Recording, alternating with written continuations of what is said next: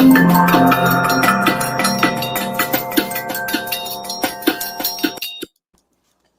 up? What up? What up? What up? Oh, wait, why do I have an echo? Echo. I got the headphones in. You know what? I can't today. Okay. So it's me, Nikki, Les, and then we have Alanna. She is joining us today. I have told you guys that this is an organic podcast, and Nikki is not. Excuse me. Hush a fuss. Nikki's not feeling it today. I got a lot going on in my personal life, and I'm gonna hop in, but yeah, just not. This pandemic, there are days where, and I did want to say this, there are days when I'm not okay. And it's okay to not be okay.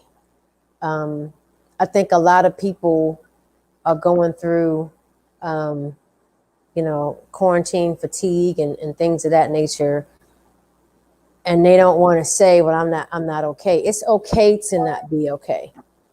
I mean, you feel how you feel, and you shouldn't let anyone make you feel bad for how you feel. Your feelings are just that, they're yours.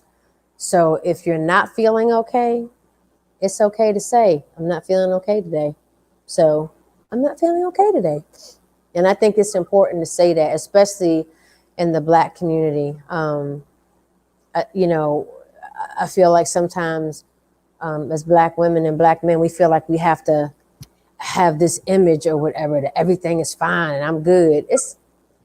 That's impossible. I mean, it's all kinds of stuff going on. People losing jobs, people, losing family members and this, that, and the other. And it's okay to not be okay. I've got friends who've lost family members, and, my heart's going out, to them. So I'm a very loyal friend. So when they hurt, I hurt. And one of my girlfriends, she recently lost her sister, and it's just, it's okay to not be okay. So I just wanted to start with that. I mean to bring everybody down. My bad. Is that a segue into mental health in the Black community? I mean, it can be. It really can be. I just feel like a lot of times as Blacks, we don't, we look at therapy as taboo and this, that, and the other. And therapy is wonderful. I mean, I love my therapist. She's awesome. What are y'all talking about? We talked. You stupid. You stupid. And I was getting ready to answer your crazy behind.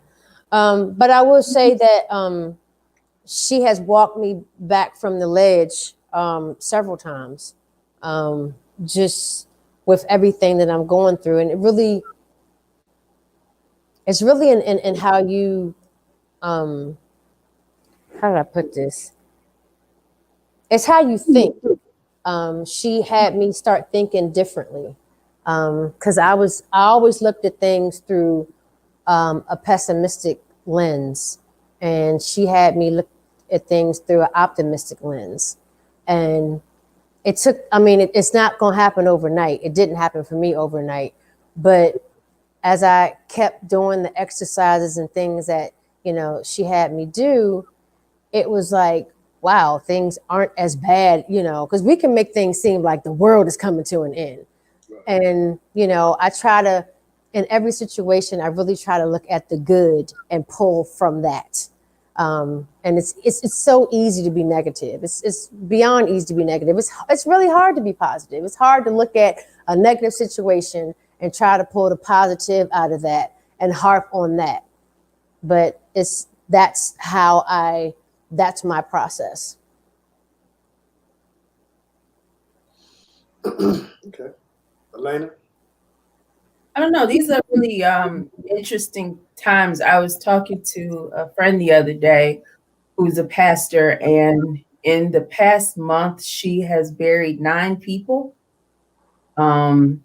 just talking about that, there's a lot going on right now. There's a lot of loss of people.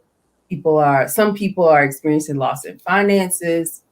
But on top of like all of the things that we see, I feel like there's also this undercurrent of things that are happening, this shifting, if you will, that is intangible. It's not something you can see, hard to describe, almost metaphysical.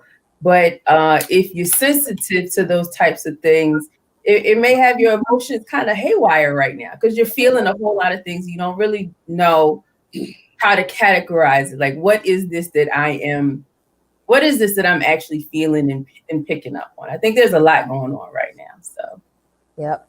So how y'all out there feeling? If you're watching, let us know how you're feeling. I mean, do you need to talk? I mean, do you need to say, I don't feel okay? I mean, there are sometimes I literally will sit in the car and just scream just to get all my and I feel so much better after doing that. And I know that sounds crazy, but it releases so much. Just scream, just as loud as I possibly can. And I might be hoarse afterwards, but I feel so much better.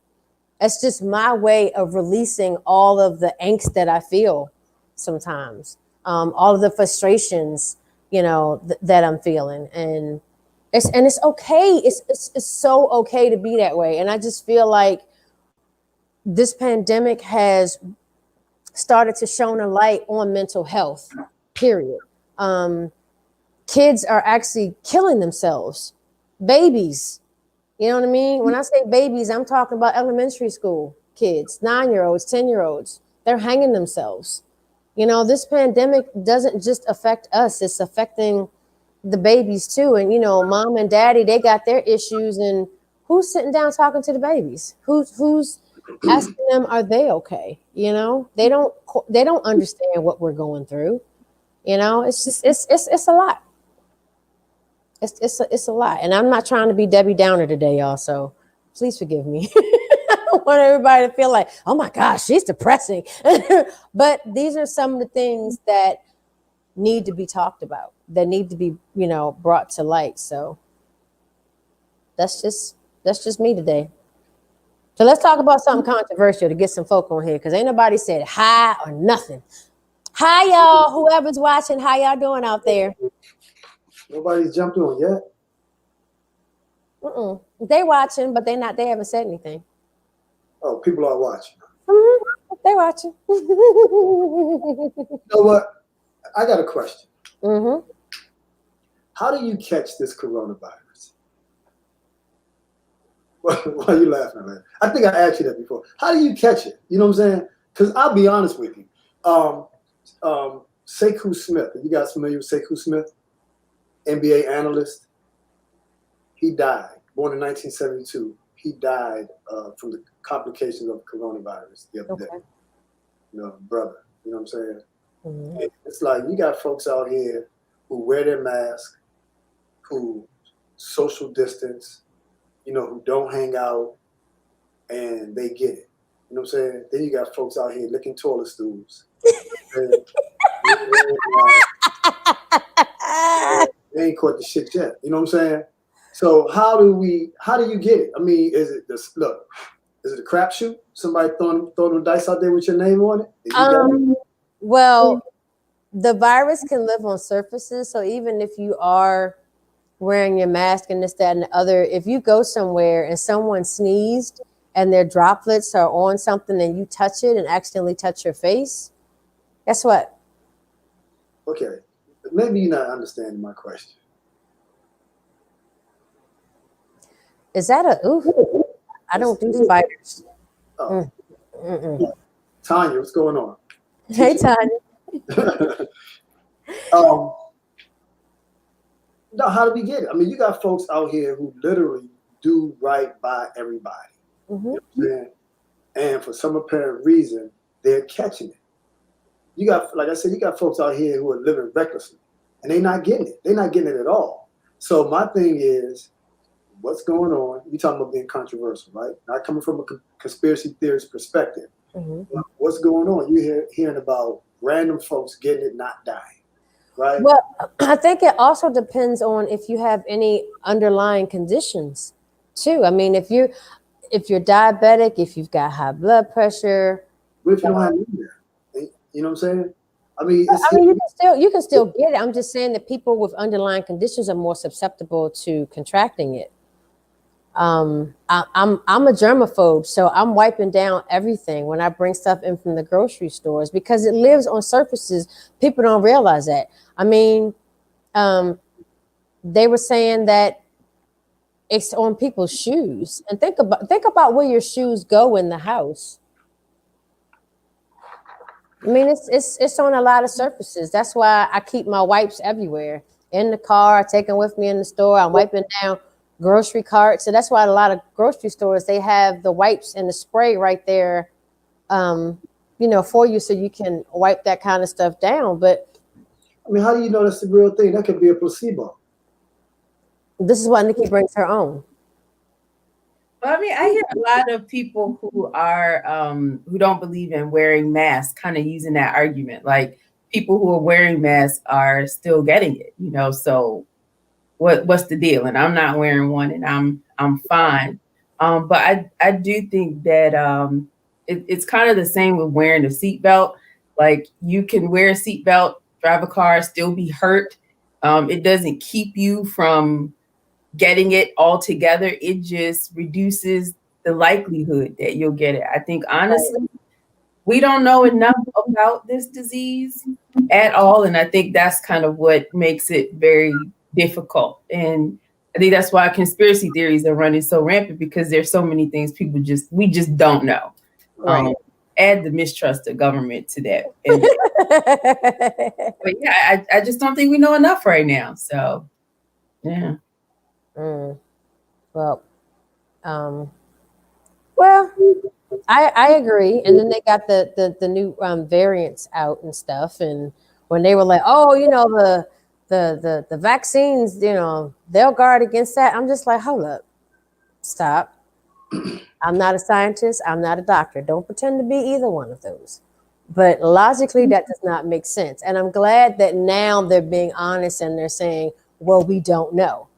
For you to come out and say, oh, yes, it'll work. But now I think Moderna is actually creating a booster for these new variants. So, I think Dr. Fauci was saying that right now they just don't know. They have to have more of it. They have to have the antibodies and this, that, and the other. So we might be with this for a little bit longer.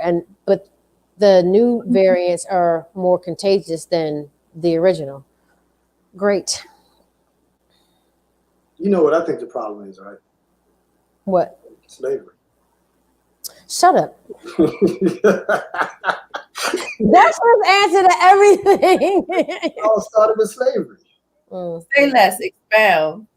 Huh? I mean, we would not be in this situation. We would not, had they left us to our own devices, we wouldn't be dealing with this shit. But it's all over. But that's not what I'm saying, right? But what I'm saying is that white people, I'm just playing. But no, seriously, it goes back to slavery.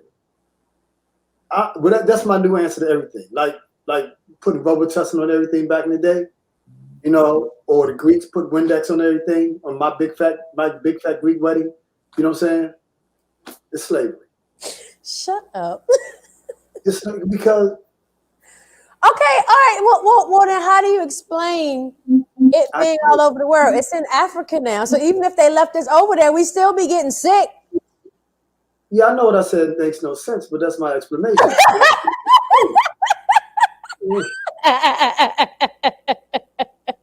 But they are doing better in Africa. And what I think is interesting is that there were so many companies that wanted to conduct their trial test in Africa.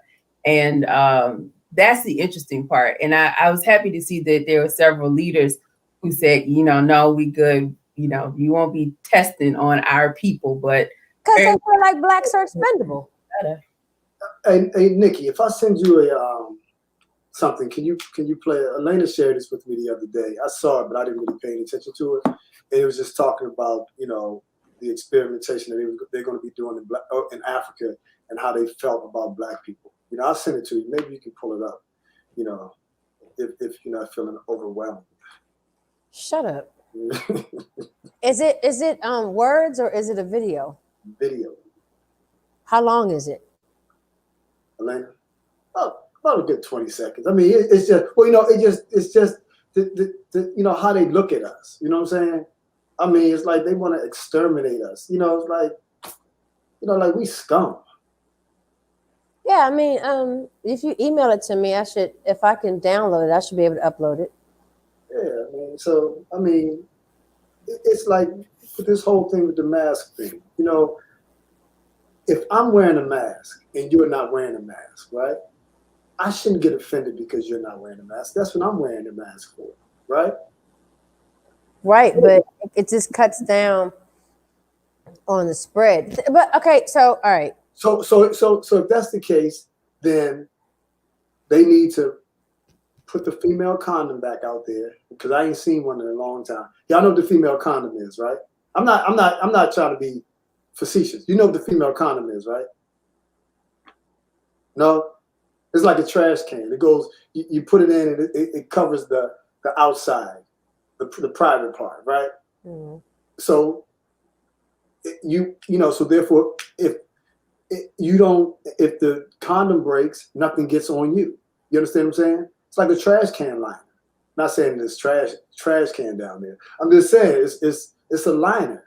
Because my thing is, when people are, when they're gonna have sex, you got a condom. Yeah, okay, good. I feel safe because you got yours on. You know what I'm saying? I don't have mine on. But it's personal responsibility. You argue for people wearing masks, I think, because what you're suggesting is that both people should have some sort of protection, or the person who wants to be most protected should be the one who's protected. I don't tell you this. I'm more offended by people who want to get close to me. I don't understand it. The grocery store, there are stickers on the floor telling you where to stand. People feel the need to get so close up on you, like mask or no mask, just give me some space. That's why I even if I don't need the basket, I have it. That's my buffer. When I'm in line, just put because I get what you're saying, Alanna, and it drives me nuts. And I like the social distance because you ever been in a grocery store, pre-COVID, and you're trying to pay and somebody's like right up on you and you got to turn around. Like, if you don't back up, like, can I breathe? Can I pay?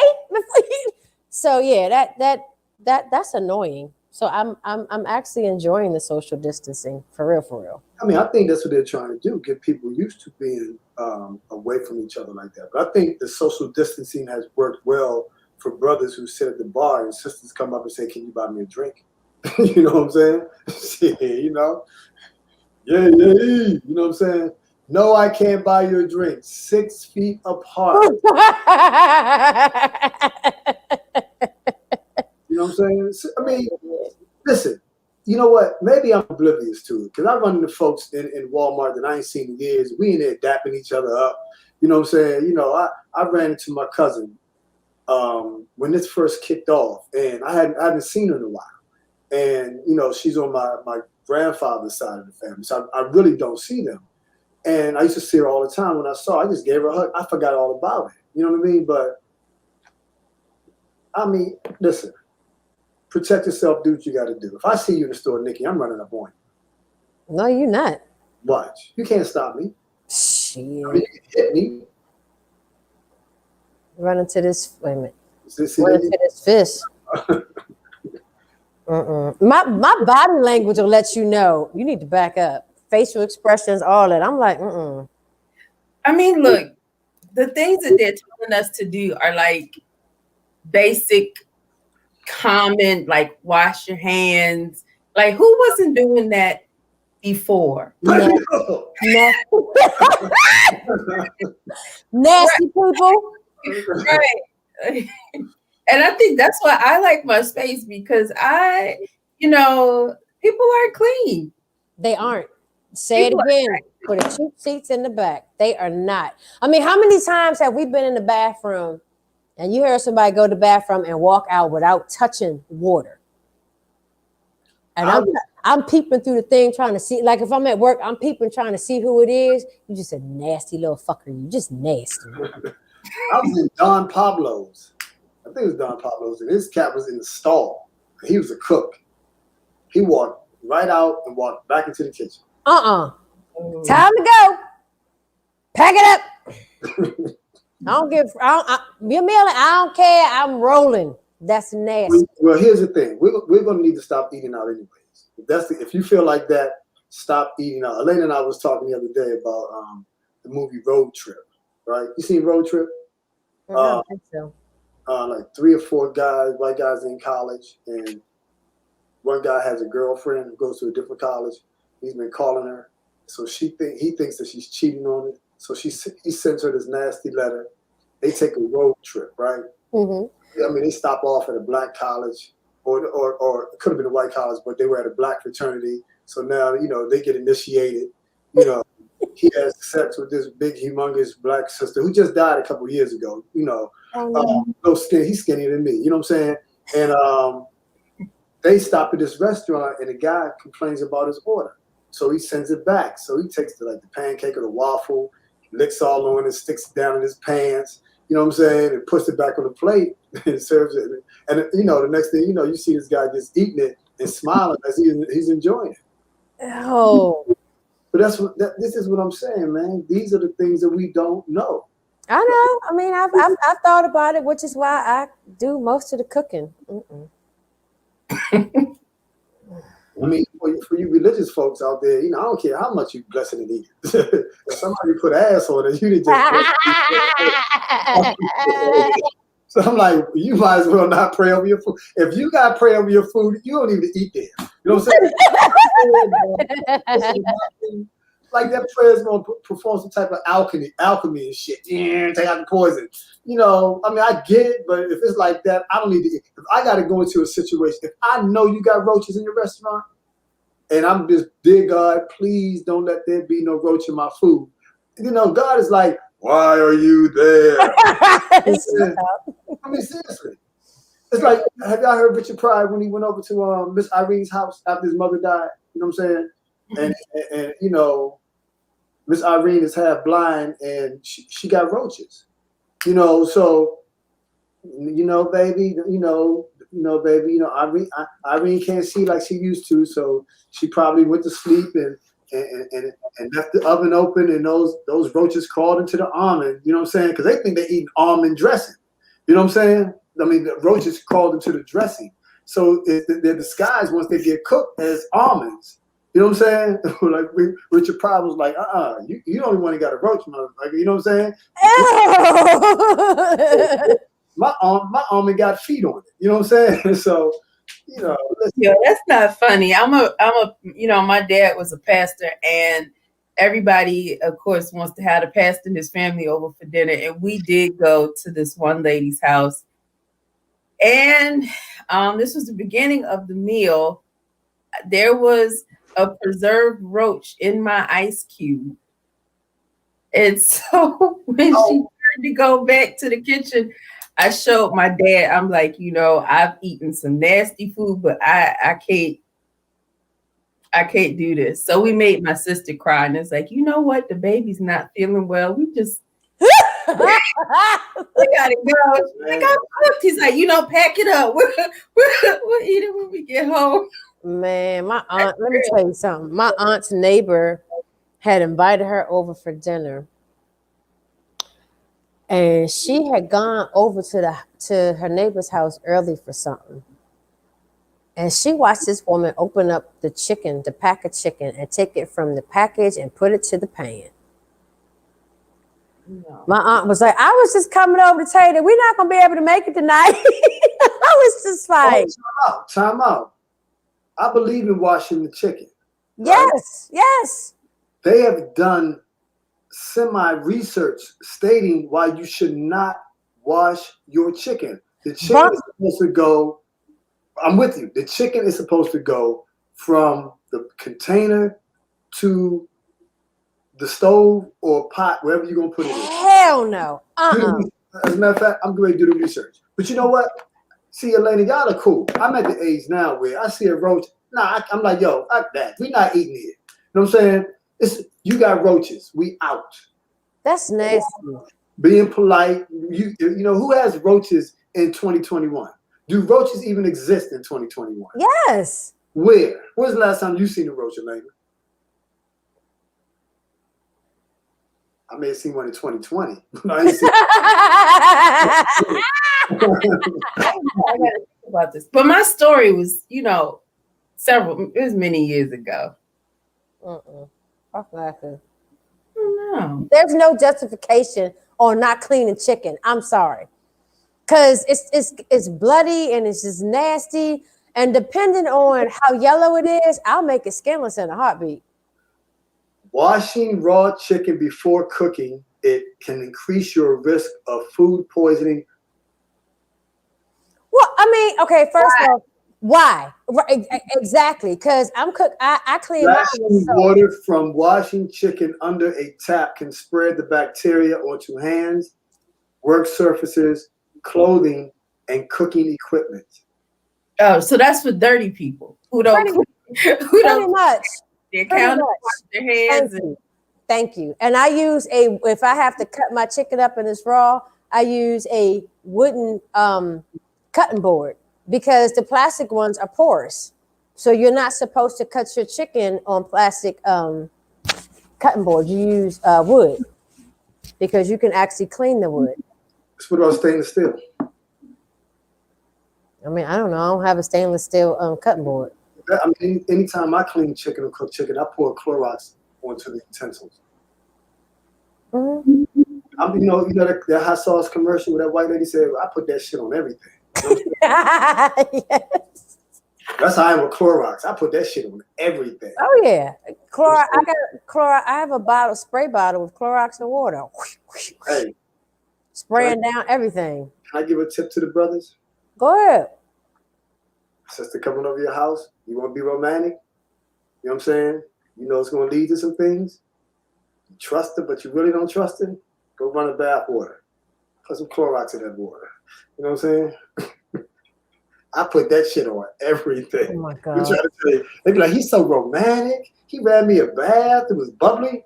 It's to hide that Clorox smell. So you just want her hoo-hoo to just hoo-hoo. What's that? That's hoo-hoo. That's what I call it. What is it? Her vagina. Oh, what about it? He wants her vagina what? You're not supposed to put Clorox in the vagina? I said put it in her water. I ain't saying nothing about put it in her vagina. Well, I mean, if she does to the water, it's up to her. If she doesn't get an infection because of the Clorox, means she ain't bathed. You said if she does not get an infection? Alanna, you got it right. You say you're not supposed to put Clorox in your vagina, right? No, no. Does it automatically go in there? Who knows? What I'm saying, put it in the water. So what you making like a pool water? You trying to make it like with I'm not talking. I'm talking to. I don't know what you're talking about. I don't do things like that. You know what? Can't with you. I'm just saying. I mean, listen. Maybe Trump was onto something. What? Inject yourself in the Clorox. Clorox heals everything. Okay, so I'm gonna tell y'all what my hygienist told me today, because I have the braces, right? So I have to use a water pick in order for me to floss. She said, "You're gonna look at me like I got 4 heads when I tell you this, but it works." And I was like, "What?" She told me to take an eyedropper and put 2 drops of bleach in my in my tank for my for the water pick, because the bleach literally kills all the bacteria and it'll help with whitening. And I was like, what? She said no more than 2 drops though. But yes, 2 drops of of bleach in my tank. I was like flabbergasted. I have not done it. Kind of scared to do it, but I'm like, if they're the professionals, so I'll try it and see. Right. That's what I said later. I was like, wow. So yeah. But 2 drops, because I did hear people who actually did inject themselves with Clorox and died. So Yeah, I just said put some in the bath water. I mean, you know. Well, she said the 2 drops is enough, right. to kill, but not like make you sick or whatever. She said no more than that. And I was like, okay. And if you think about how big an actual drop is from an eyedropper, it's not that big. Right. But it's enough to actually kill the bacteria and stuff that's in your mouth. Maybe we can get a Clorox sponsorship. You know what I'm saying? Stop it. Just stop it. Call it black bleach. Your black ass. You know what I'm saying? Listen. If you're trying to conserve water, so why did you put Clorox in my bath water? This way it's easy to clean when you get out. So you think I was going to leave a ring around your tub? Not with this Clorox in it. Oh my gosh. Ugh. Hey, I read something the other day. What you read? Well, last week we were talking about pearls and Chuck Taylor. Chucks and pearls. Mm-hmm. Yeah, I thought that was some bandwagon stuff, for real. Who's keeping Biden's executive order score? Right? Immigrants, 4. LBGT, 2. Black Americans, 0. Well, I thought that he just did executive order for the police, some type of police commission or whatever to look into all of these police killings and stuff. Because listen, what are black people going to do with what happens if he lets black people down? What happens if she lets black people down? Will black people still defend their position and defend them, or will they call them out? Say, come on now. Well, you know what? They'd be just like the Republicans, because Republicans are still defending the big lie. Right, but right. Alanna, go ahead. Jump off. I thought I also heard he signed a bill that banned government contracts with private prisons. He did. Yes, he did. He did do that. All the ones that have contracts with the Department of Justice, not the ones with ICE, but the ones with Department of Justice. So yeah, that was, I think, yesterday. That was on the news. Because Susan Rice spoke about that. I mean, look, I'm not looking to Kamala or Biden to be some type of savior. So I think my expectations of what they will do are already, I have healthy expectations. I hope that they'll do some things, but I'm not expecting them to change the world. I don't know that they have the power to do that. Exactly. But I do think that, to your point, it's incumbent on Black people to not just critique what they do, but for us to really make attempts at mobilizing ourselves. Like, the question really is, what are we going to do?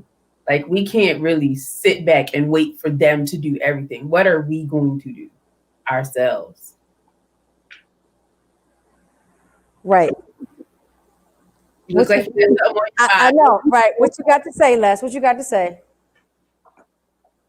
I get that. I understand, and I don't think that's what we're doing, right?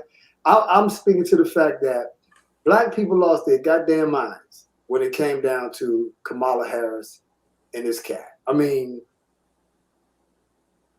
it's like Richard Pryor. He said when he was in the game, you know, whatever side that was winning, he was like, that's my side. You know what I'm saying? You know, and it's like we jump on everything and everybody. We're like, you know, fleas, you know, or and I hate to say it, for those who are bandwagon, they're like crabs looking for new pubic hair. You know what I'm saying? You know, always jumping on some shit. You know, and that's what it would go ahead. I mean, you know, you caught me today. I just had a piece of chocolate cake. You caught me. You know what I'm saying? So my blood sugar, is going to the roof. But what I'm saying is that it's like, yo, okay, why Chuck Taylors? Why pearls? You understand what I'm saying? Isn't that part of the AKA thing that the pearls? I think Deltas had them on too. I mean, I understand solidarity and the whole nine, but come on, they be bandwagon folks all the time. And now they talking, you know, they had, I don't know if the president of Howard University, is it a male or female? I'm not for sure right about that.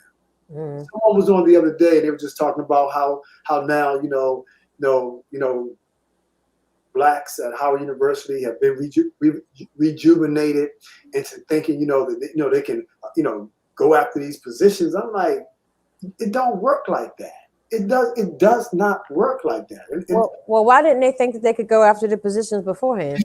That's what I'm saying. And I'm going to say this, you know, one of the scriptures of the Bible, Alanna, you tell me the scripture, if you know, it says there will come a time where women would be our leaders and children would be our oppressors.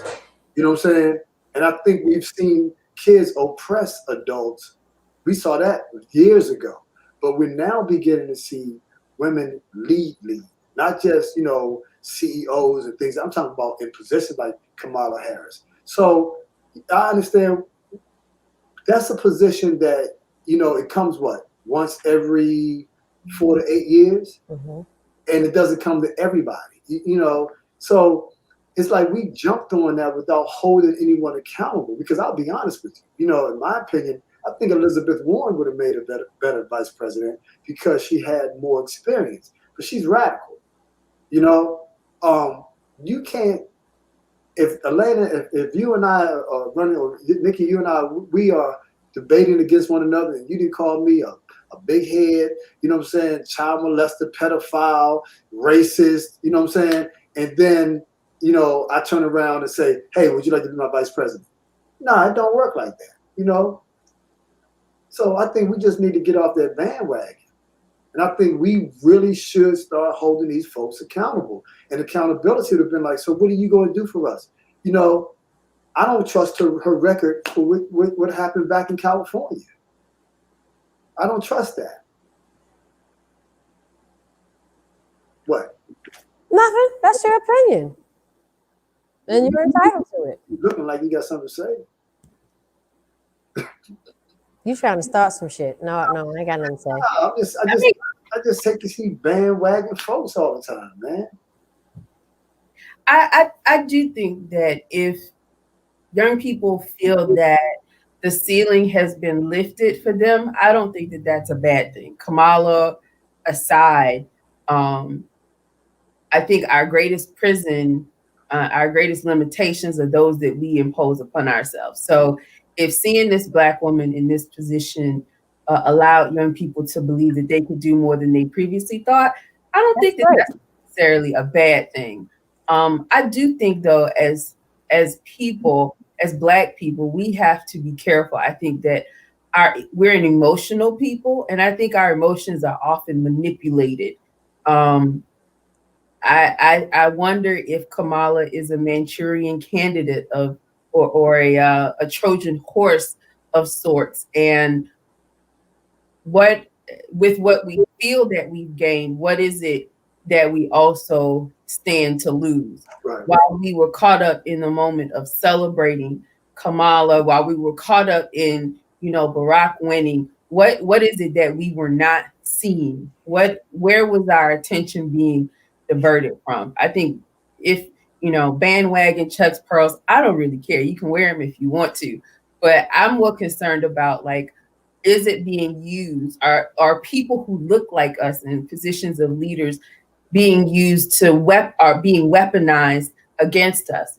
And I don't think it's not such an easy yes, because we've seen that throughout our history. You know, I'm a preacher, love the church, but when the government wanted to subjugate African American people, and the churches was the hub of our culture and our socialization, they targeted Black preachers and basically bought them to sell a white man's agenda. So would it be the first time? Certainly not. So I think that's what bothers me. Like while people were excited and going crazy over here, what is it that we missed? And have we been manipulated yet again? And are we missing the big picture? What's really going on? I think while everyone else is playing chess, I think Black people are playing checkers too much. You know what I'm saying? I mean, we only look at, one jump, and for those who, like you said, I like referencing chess because I play, haven't been playing long, but I play. And in my mind, I'm a pro, right? But I be getting my butt whipped all the time. But that's how you learn. Yeah. And it's like just understanding, the red herring, what's behind what's jumping off out here, and how is it that we get so caught up in minuscule things, Chuck Taylors and pearls, in the midst of the pandemic. I've also been noticing a lot of these challenges out here. You guys seen them? The Busset Challenge? They took that to a whole different level. You saw it, right? Mm-hmm. Yeah. You know what I'm saying? Uh-oh. Let me read that. Yep. We should stop looking at the symbolism. Pearls and Chucks will not get us closer to seen as a group that has been discounted and ignored in the United States of America. Holding these folks accountable is part of it, but we also cannot afford to wait any longer for what they may or may not do. You're absolutely right. You're absolutely. Uh-oh, got another scholar up here. Everybody trying to outshine the master. They said if you can't beat them, join them. That's why we borderline on this piece. I got tired of trying to add. How do you pronounce that name? Ashe. Ashe Yoga? Okay. Yes. Okay, that's pretty, Ashe. That's a pretty name. She's a doula. A doula. Oh, she's a doula. Very cool. Yeah, unlike the doula that I'm talking to right now. Alana's a doula too. Whatever you do, don't have her start singing. Nice voice, but the repercussions. I call Alana a deaf doula. You know what I'm saying? But no, she's right with that. Yeah, she's right. And that's the problem. We always listen. I understand jokes, laughter. I do. I understand comedy. And they said back in the day that comedy was a way for us to express ourselves, to be able to say things. Nothing's funny anymore. When Nikki, we were talking, we were talking the other day, and we were talking about humor, right? And the 7 astronauts, when the space shuttle blew up, remember that? Mm-hmm. So the next joke out there was NASA, NASA, need another 7 astronauts. I didn't find that funny. You know what I'm saying? You didn't hear that, Alanna? I was offended by that because people lost their lives behind that. Yeah, you know what I'm saying? And it's like we deal with comedy and humor all the time. And I reference Iceberg Slim a lot because there is so many things in there that if you gravitate towards, it'll help you out. Because Iceberg Slim used to smile all the time, right? Mm-hmm. And I'm not saying people shouldn't smile. If you smile, smile. I don't smile, right? Mm-hmm. Iceberg Slim. Hey, Chris. What's up, Chris? Iceberg Slim's mentor, Sweet Jones, told him, he said, "Why are you always smiling? Sucker smile, right?" Now, for what that line of work they was doing, if you smiled a lot, you would be considered weak and soft, right? Mm-hmm. They're doing a Busset Challenge right about now. It's the beat, it's the vibration, it's the frequency, it's the words, and then we do a Chuck Taylor and we do pearls, and it's like I like to laugh. I can laugh all day long, but shit ain't funny all the time. You know what I'm saying? And this shit ain't funny. It ain't. Chocolate cake got me cussing because normally I'm not. That's my last curse word. I promise. Be yourself. Look, there's Might bring me that bleach. There's a movie that I used to love when I was a kid. Who Framed Roger Rabbit? Yes. Yeah. And one of the final scenes when the white officer is trying to rescue Roger, and there are these hyenas that are trying to kill Roger. One of the things that he remembers is make them laugh, and they'll laugh to death. And so like he literally entertains these hyenas, and they're laughing and they're laughing, and they literally do die. And that's the way that he's able to save Roger and Jessica. But I think that there's a lot to be said as it relates to our people and how we are entertained and entertain others. It definitely takes something away from us. And sometimes I wonder if we literally are being entertained to death. Yeah. Or entertained to our death. To our death, yeah. That was deep. Yeah, right.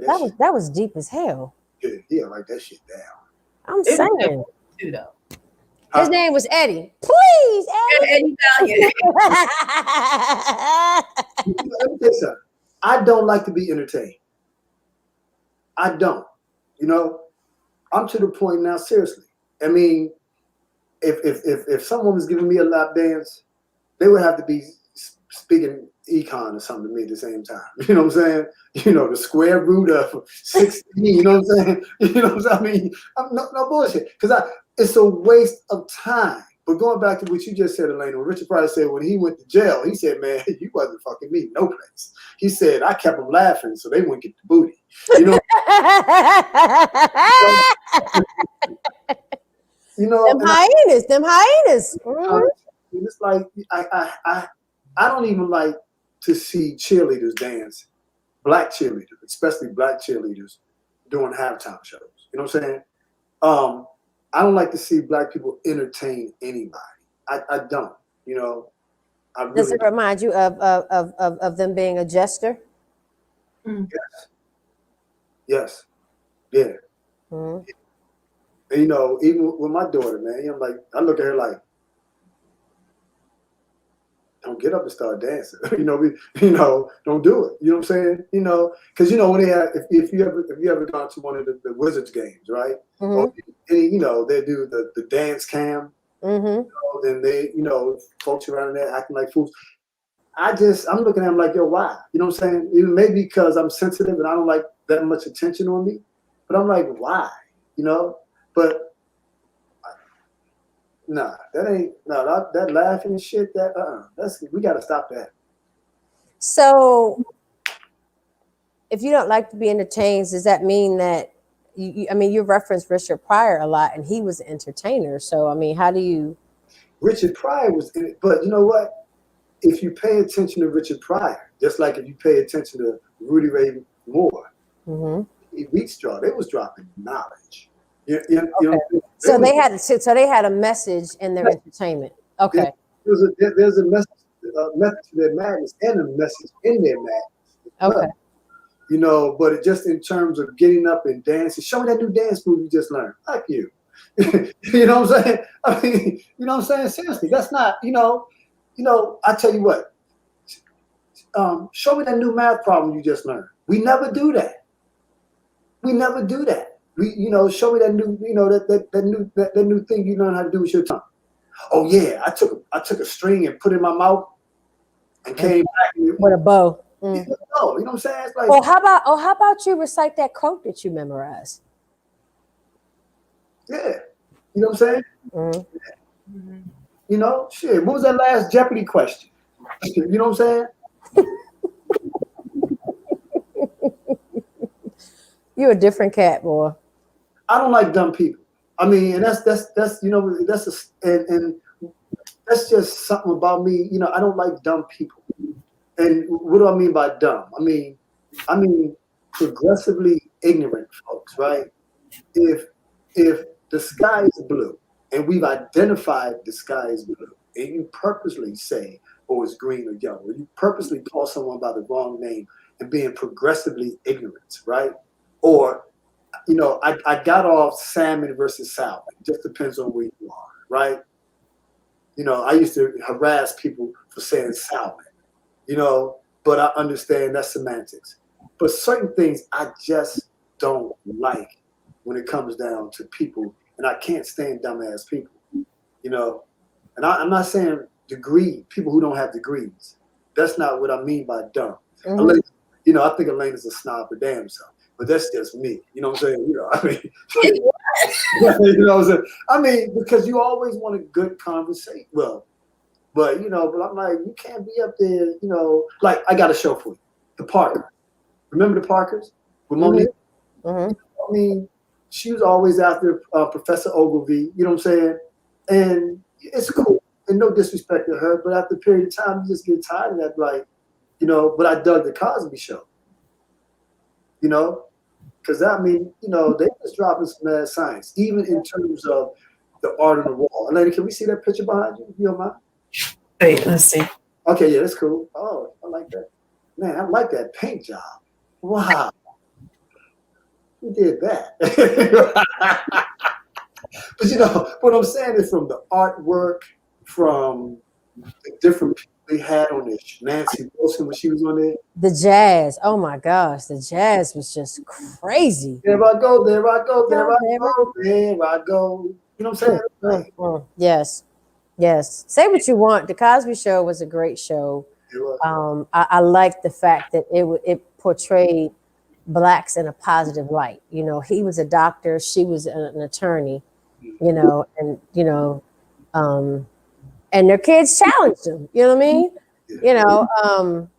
Sandra, she wanted to be in the wilderness somewhere. She didn't want to go to college. She wanted to be in the wilderness with Alvin or whatever.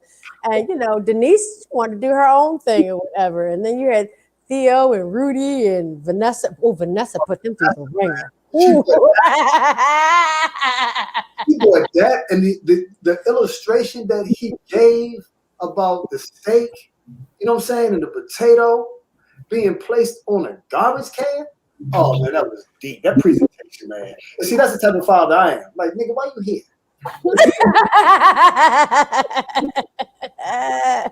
I think that's the measuring stick for entertainment. Is it constructive? Because there is some entertainment that teaches, art that teaches, music that teaches, but there's a lot of entertainment that is not constructive at all and is actually destructive. And I think what's sad sometimes is that we see so many people running toward the things that are destructive to our people and to themselves, honestly.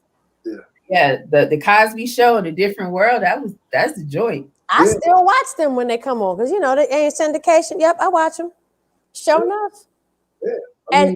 And I still watch Good Times because Good Times to me, I mean, I grew up on Good Times, and it wasn't until I got older that I really understood what Good Times was talking about. Yeah. As a kid, it was entertaining, it was funny, but as an adult, I understood the message. That, and they tackled some heavy stuff for back in the day.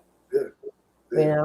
What I liked about both shows, it showed you how they dealt with conflict in their relationship. Yep. Now, even if you look at the Huxtables versus the Evans, right? The EQ and the IQ was night and day. You know what I'm saying? The communication was night and day, but the respect was there.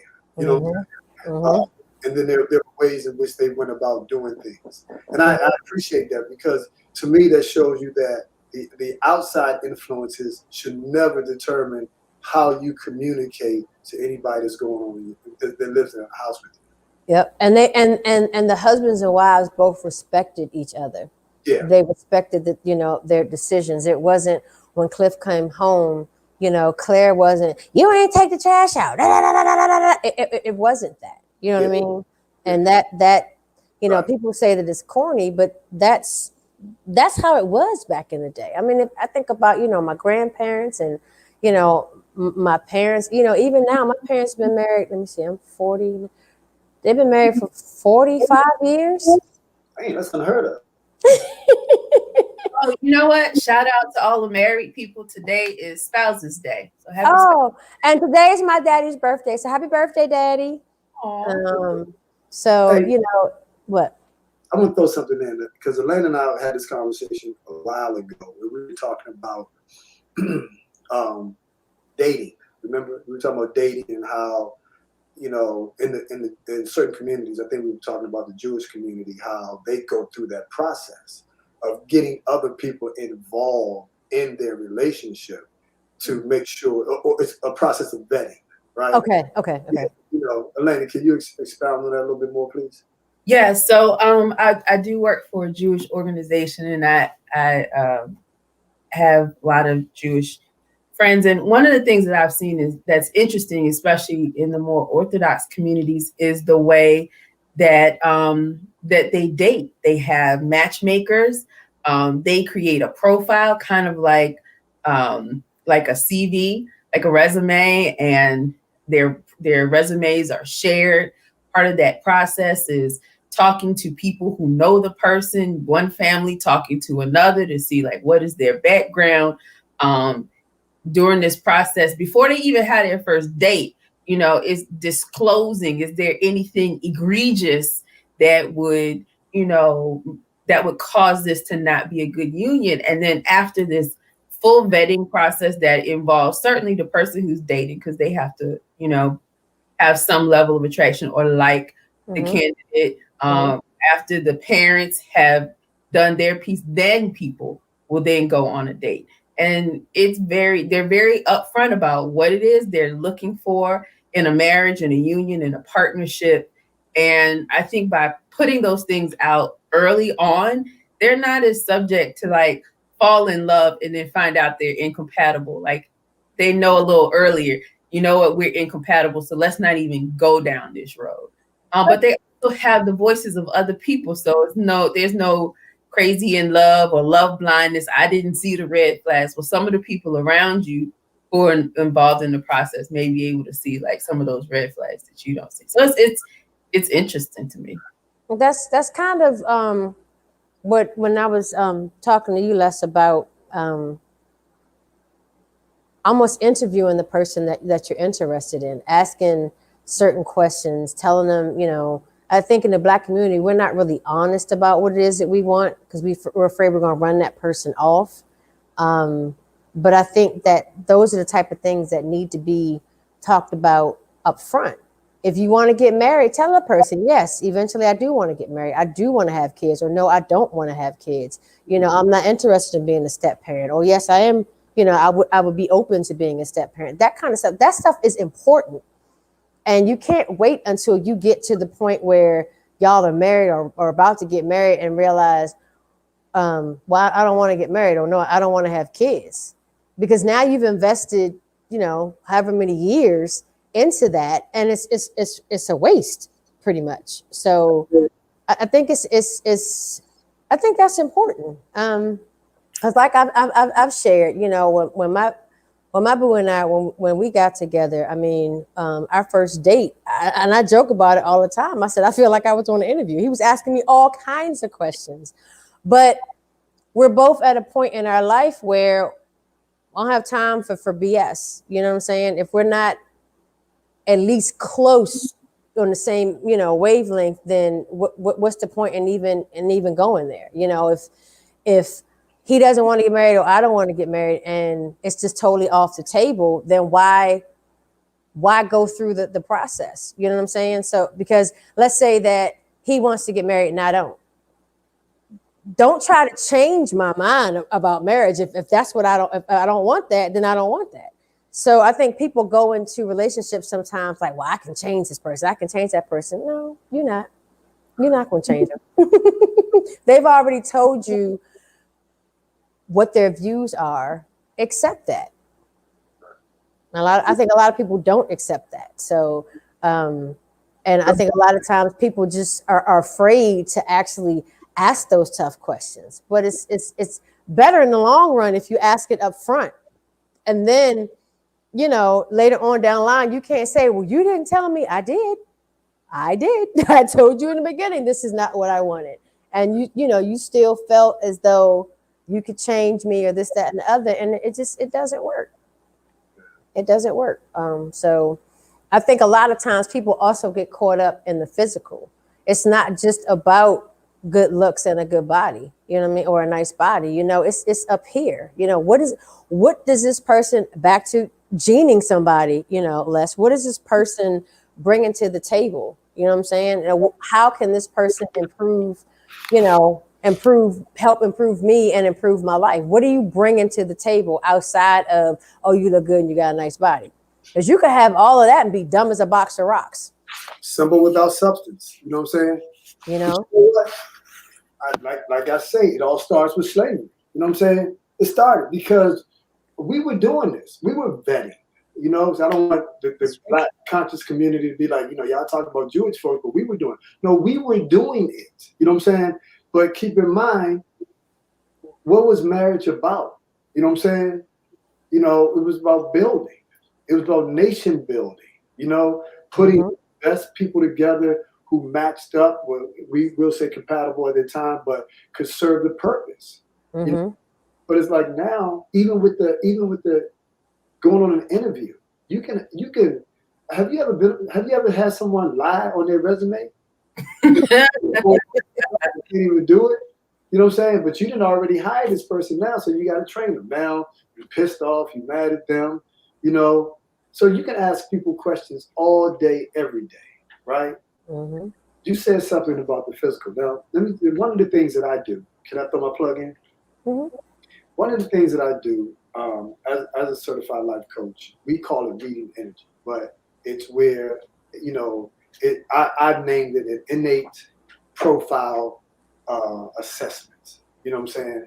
Where, and the reason I'm bringing it up is I had a conversation with a young lady who I'm going to be working with, and she has great, powerful energy. She has, energy that's, she's a power broker and she's a spiritual person. And I said, I'm pretty sure that, men will look at you and then they will find you quite attractive, right? She said, I've had 2 PE teachers that have, basically come after me, when I was in school.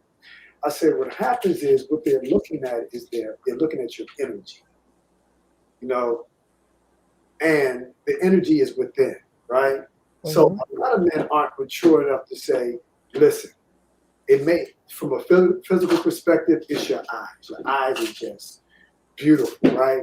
They can't say, a lot of men don't, or people don't know how to say, well, it's just your energy, your aura feels good, and I want to connect with that energy and that aura. But the first thing they see is the physical, So therefore, when they think that they're having the relations with the energy, but it's actually the person, and I was telling her, just based on her name alone, this is why you are attracting the type of energy that you're attracting. It is not because you're doing anything wrong. It's because the fact that your energy is that potent and that powerful, but and this is the problem. I mean, I'm at the age now where hold on one second.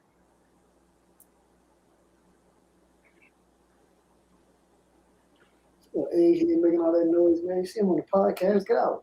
Anyways, like, oh, that goddamn noise. Close the door. Anyways, I'm at the age now where it's who said that? Who said what? The noise. You know what? Go back. You at the age now what? The age now where it's like when how you see something, and it's like, oh man, I see the beauty in you. You know what I'm saying? I see the essence of who you are. I feel your vibe versus, oh, you got a nice body or you look good, and that's our problem. Like I said, you can vet, you can ask questions, interview, poke, prod, you know what I'm saying? You can give a anal assessment. You can do, you know what I'm saying, a pap smear. It don't mean you're going to get the truth. You know what I'm saying? It doesn't mean you're going to get the truth. And that's the problem, because we're no longer vetting folks, right? And going back to that being honest, you know, how many times people tell you all the time, you say, hey, I want to be married. I want to be married too.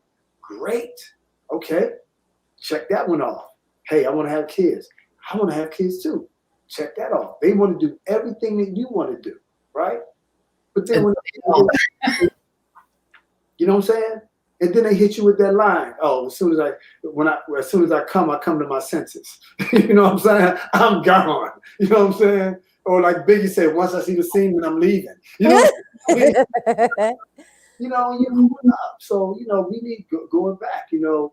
I like what Alanna said with the Jewish community is doing. It's very hard for us to do that because we have been fed, FED, fear, envy, distrust. You know what I'm saying? You bring your male friend around other females, you know, some older woman is going to say, baby, don't, if I was you, I wouldn't bring that fine man around because one of your friends, they don't, you understand what I'm saying? Or if your male friend bring you around, you know what I'm saying? Then he would think one of them trying to hit you, or you got eyes for them. You know what I mean? So it goes back to slavery, man. I posted the other day, I said, the man or woman you choose to be your partner affects everything in your life. Your mental health, your peace of mind, the love inside you, your happiness, how you get through tragedies, your success, how your children will be raised, and so much more. Choose very wisely. And I think people forget those things. I think that, you know, a lot of times we get caught up, man, she got a fat butt, da, da, da, da, da. She got big titties, da, da, da, da, da. Yeah, but you know, mentally, is she stable? You know what I'm saying? Is she gonna be your peace, or is she gonna be your nightmare? You know, or he's gonna be your peace, is he gonna be your nightmare? You know, does this person, you know, make you happy? How are they? You know, Ken talked about, with the woman that he's with, and you know, all the challenges he went through with his diabetes, and it was like hands off. You know what I'm saying? So it's a lot to it, and a lot of times people will show you who they are through their actions, but we're focused on other things. It's like, you know, the other things is doing this and their actions are doing something else, so they're not paying attention. You know, they're what they're doing up front is the distraction, so you're not seeing what's going on behind, you know, the curtain, because you're so entranced with, you know, what you see in front of you, versus if you really sit back and you watch people, you watch how they interact, you watch how they interact with other people, you listen to their conversations, they can tell you a lot about who they are. And that's part, in my opinion, about, you know, energy reading. So, you know, it's just that's one thing that I had to learn, you know, because I'm a very trusting person. But you know, as I've gotten older, it's not easy to gain my trust. You know, you have to earn that, and I watch people incessantly. You know, there was a saying people used to say. They used to say all the time that seeing is believing. Yep. But I think in this day, when photos and videos can be doctored, seeing is not believing anymore.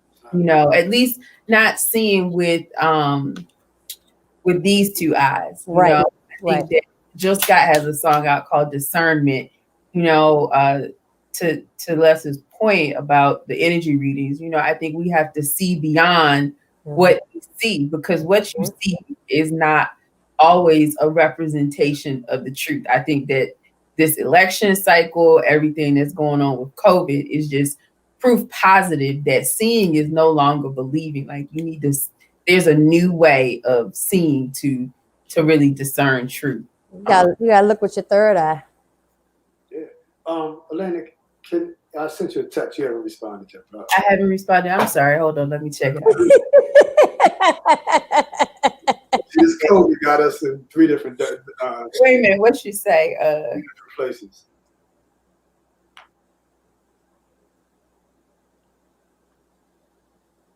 But I don't really.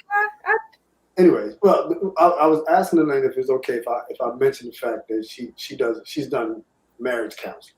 Okay. And what some of the hard questions or some of the questions that she asked, or some of the things that she noticed. If you can share a smidget. Wow. Well, we ask a lot of questions, to be honest, and it's really not for me. It's for the married couple, or Right. the couple to be married, to really think and mull over. But everything from, how do you feel about kids, not just having kids, but how do you want to raise your kids? Discipline them. Priorities, child rearing, to what is your home life? What do you want your home life to look like? Do you plan to work? Do it ranges the gamut, because I think most people kind of have that list of, if I could borrow from 50 Cent, 20 questions that they ask. But it's like those other questions, some of them are really just functional, like how are you planning to do life? Like, that you really have to ask, and people have to be honest about. I'll be honest with you though. I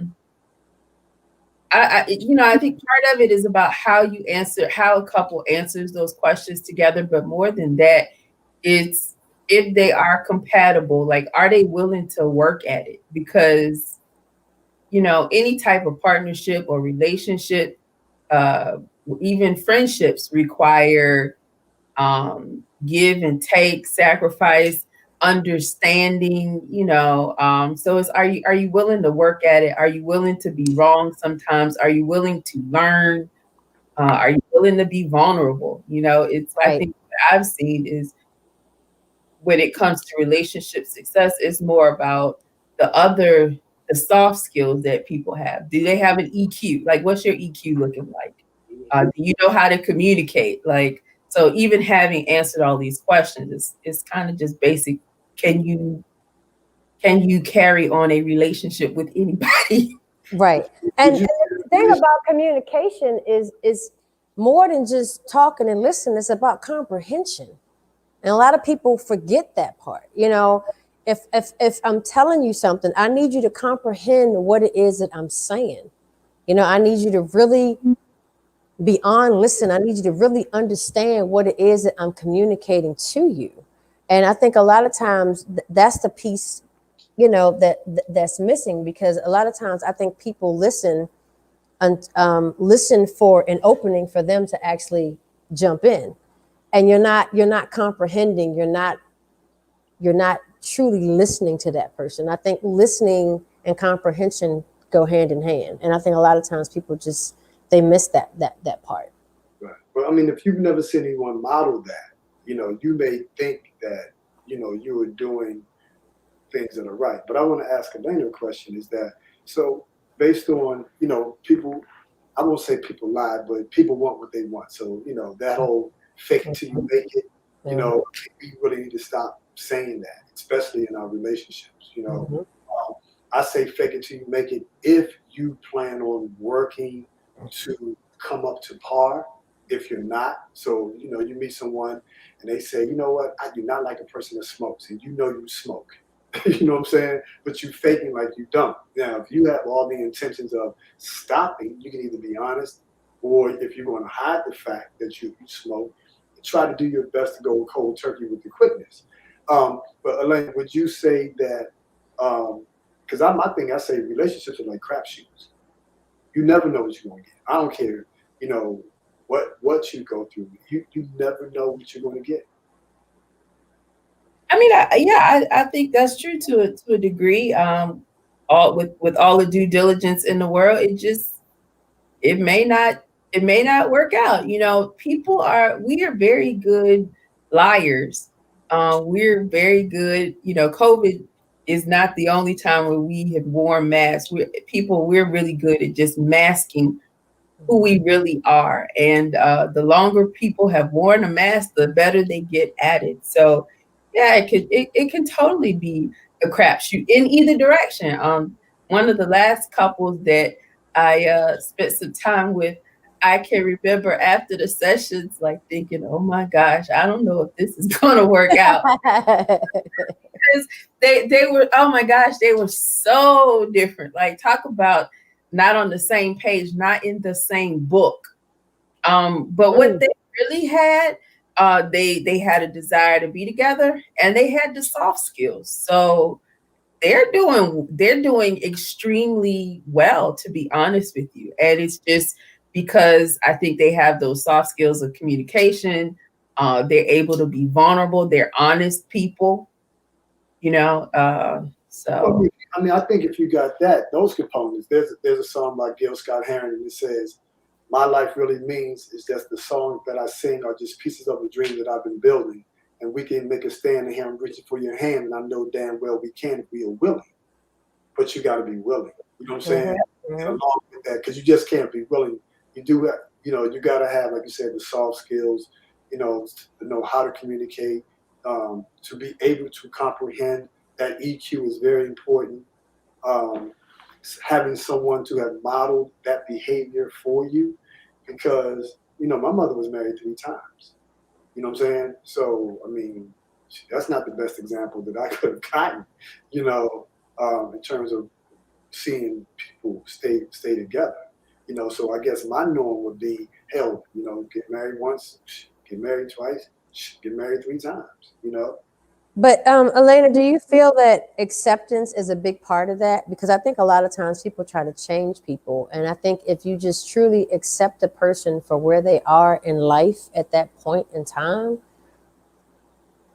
I think that it will, I don't know, it's like, if you want to get married and the person doesn't, accept them for who they are and what they want, and not try to force what you want onto someone else. And I think a lot of times in relationships, we do that. And I think that, unconditional love is lacking. I think people, because you didn't do this, I'm not doing this. It's like a tit for tat sometimes. Instead, I look at like my parents and my grandparents. They have unconditional love. Yeah, they're going to, have their ups and downs and this and that. But at the end of the day, they love that person for who that person is. Am I making sense? Yeah. yeah. I don't know. I think that the generation of our parents and grandparents is long gone. Like, Child. marriage that lasted 50 years, that was common to them. But I don't think it's just marriages. I mean, that was a generation that would work 30, 40 years at a job as well. That's not this generation, But I do think acceptance of the other person is important, but I think that it's coupled with 2 things. One, knowing what you're willing to accept and not accept. And then and understanding the reality that some things in a relationship just aren't acceptable, period, point blank, right? Right. Beyond that, I find that it's easier to accept other people when you have a healthy acceptance of yourself. Yes, that's very, very, very key. And I think that if you haven't taken the time to, as I like to call it, unpack your mental suitcase, nothing, no relationship is going to work. I mean, you have to, it all starts with home, and home is self. One of my hashtags is self-love. First love is self-love.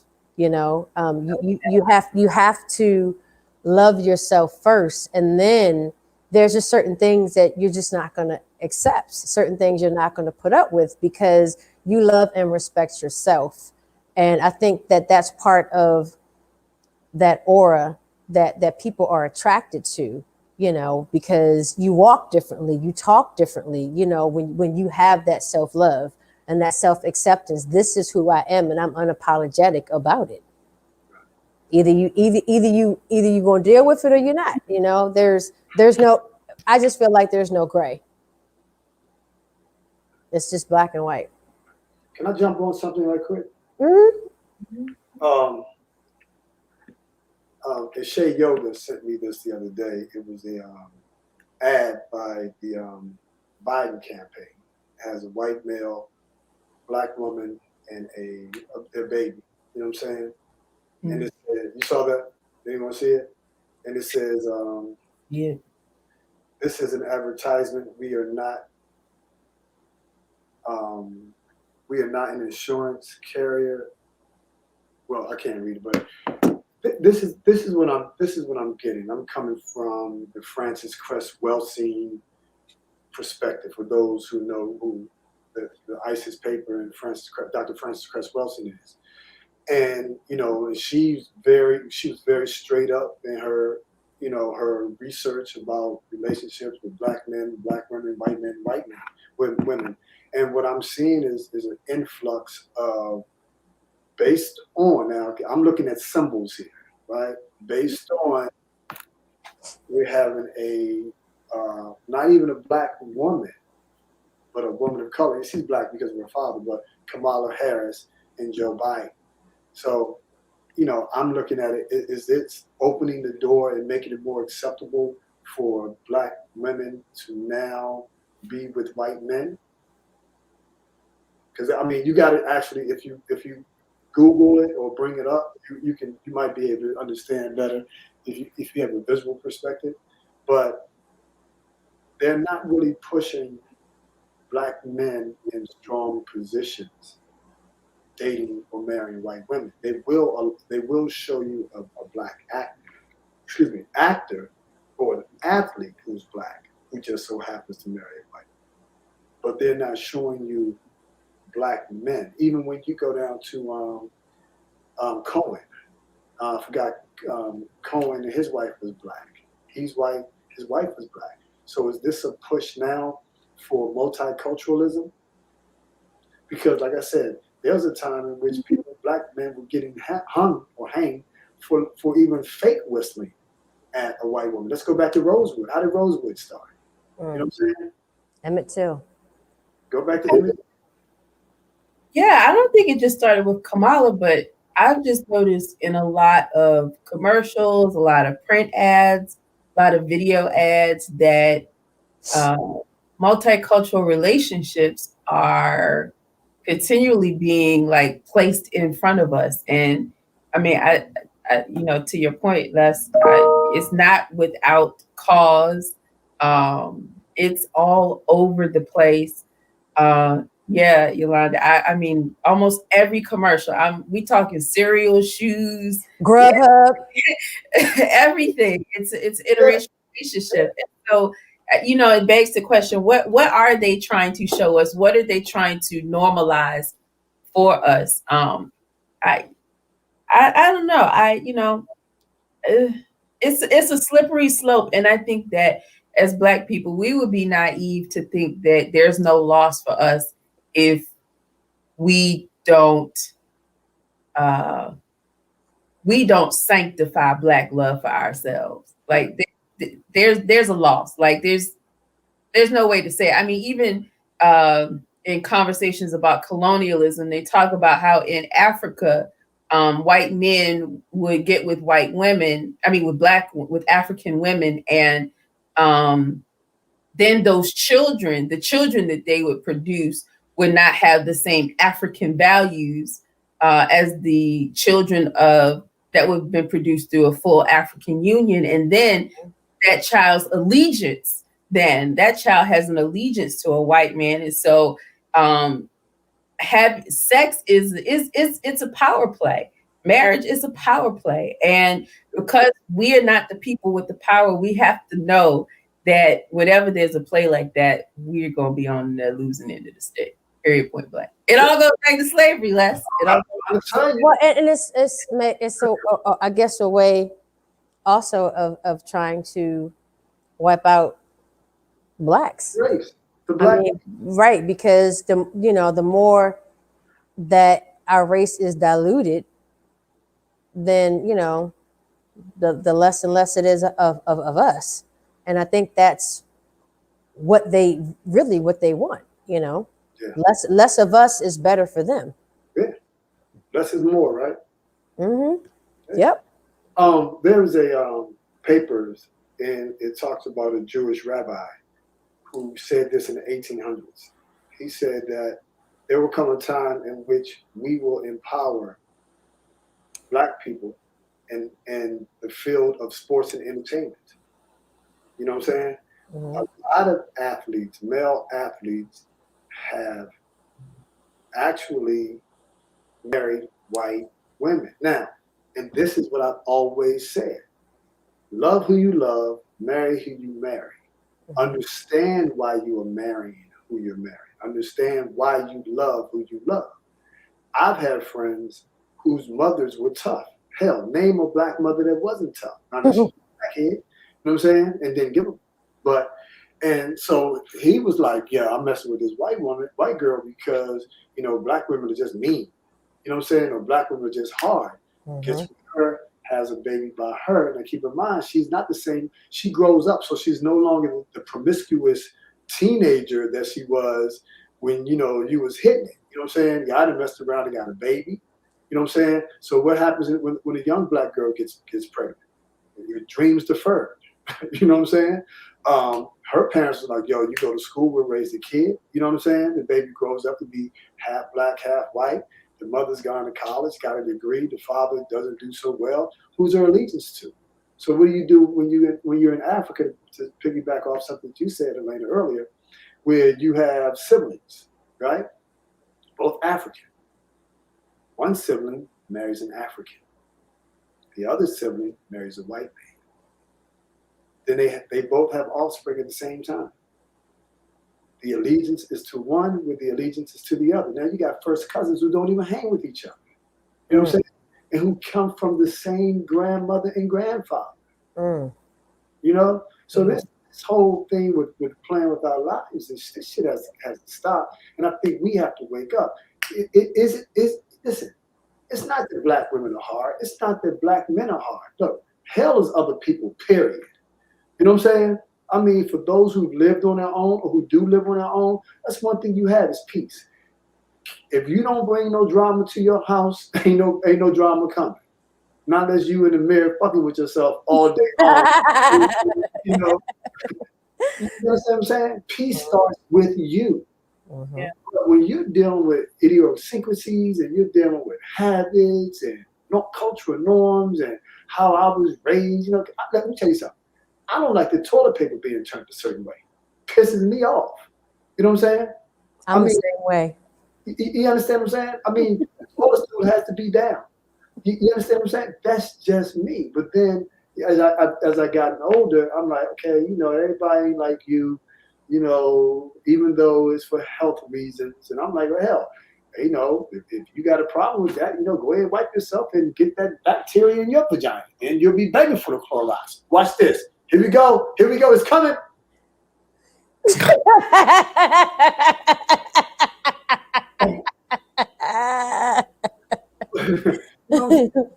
just so much. And I'm like, interracial relationships for all the wrong reasons. Anything for the wrong reason pisses me off. Miles Monroe said, anything not used according to its purpose is abuse. Okay?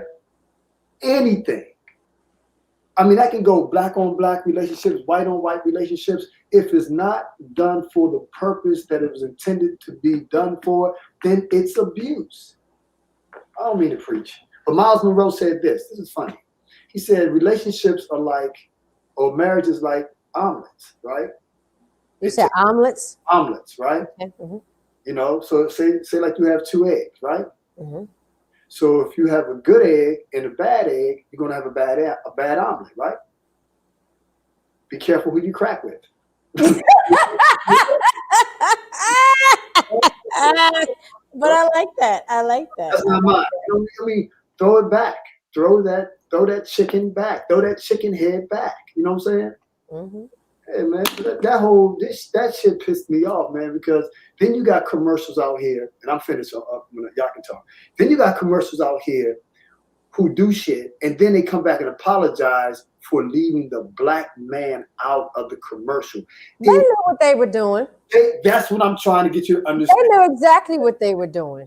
Right in front of you. Yeah, we did it. So what? What you gonna do about it? Like the who was it? I forgot the company, but the boy had monkeys on. It was a black boy, and he had the monkeys on, and it was a company in the UK. Use United Colors of Benetton. Yeah, and they had to come back and apologize. They knew they was doing You know how many levels of eyes that had to go through, and not one person thought this might be offensive to some people. Come on, man. And then the mother was like, you know, she didn't see what was wrong with it, and this, that, and the other. And okay, I get it. Maybe she needed the money or whatever. But for me, money aside, I'm not gonna put my child out there like that. I'm just not gonna do it. So yeah, that. And then there was the other one where it was a pajama ad, and the white people had a full family, a father in it, but in the blacks, it was just the mom and the kids, and it just that was people, not Hex. Mason. yeah, and then you know they were like, well, you know, we didn't mean to. Come on, man, what are y'all, blind, deaf, and dumb? Watch this. They know that black people are not going to boycott Macy's. You know what I'm saying? They know. I mean, we're not. I don't shop there. Huh? I don't shop there. I mean, you're different. That's called. We are people of convenience. That's why it's called a convenient store. You know what I'm saying? Everything with us is convenience. Yeah, they put it out. Like I said, yeah, we said it. So what are you going to do? What are you going to do about it? And how many times did we rehearse this commercial? And how many eyes had to look at it before someone said, no. But watch this. We can make more money if we do something like that, right? We can make more money because their loyalty is to us, and it shows. Good, Alanna. I see the wheels turning. No, but to your bandwagon point at the top of the show, I think that there are definitely some good bandwagons that we can hop on. Like name one. Well, I believe that our dollars can make a difference. The bus boycott, it lasted for a long time and everybody was on board. And, you know, I think that people don't care about feelings, but when you start to affect my pockets, I may be just a little bit more motivated, whether I believe it or not, to behave a little bit more civilized towards you. And I think that that's a power that we have that we don't wield. You know, a lot of leaders have called for not shopping on Black Friday and things of that nature. You know, we really haven't hopped on the bandwagon, but it would be interesting. What would happen if every Black person bought from a Black-owned business on Black Friday and did not patronize The big companies, Walmart, Best Buy? Like, what would happen? Like, I think that sometimes we underestimate ourselves at times. I think that's where hopping on the bandwagon could be constructive. but the thing, I say the same thing, but I feel like we're not disciplined enough to do that.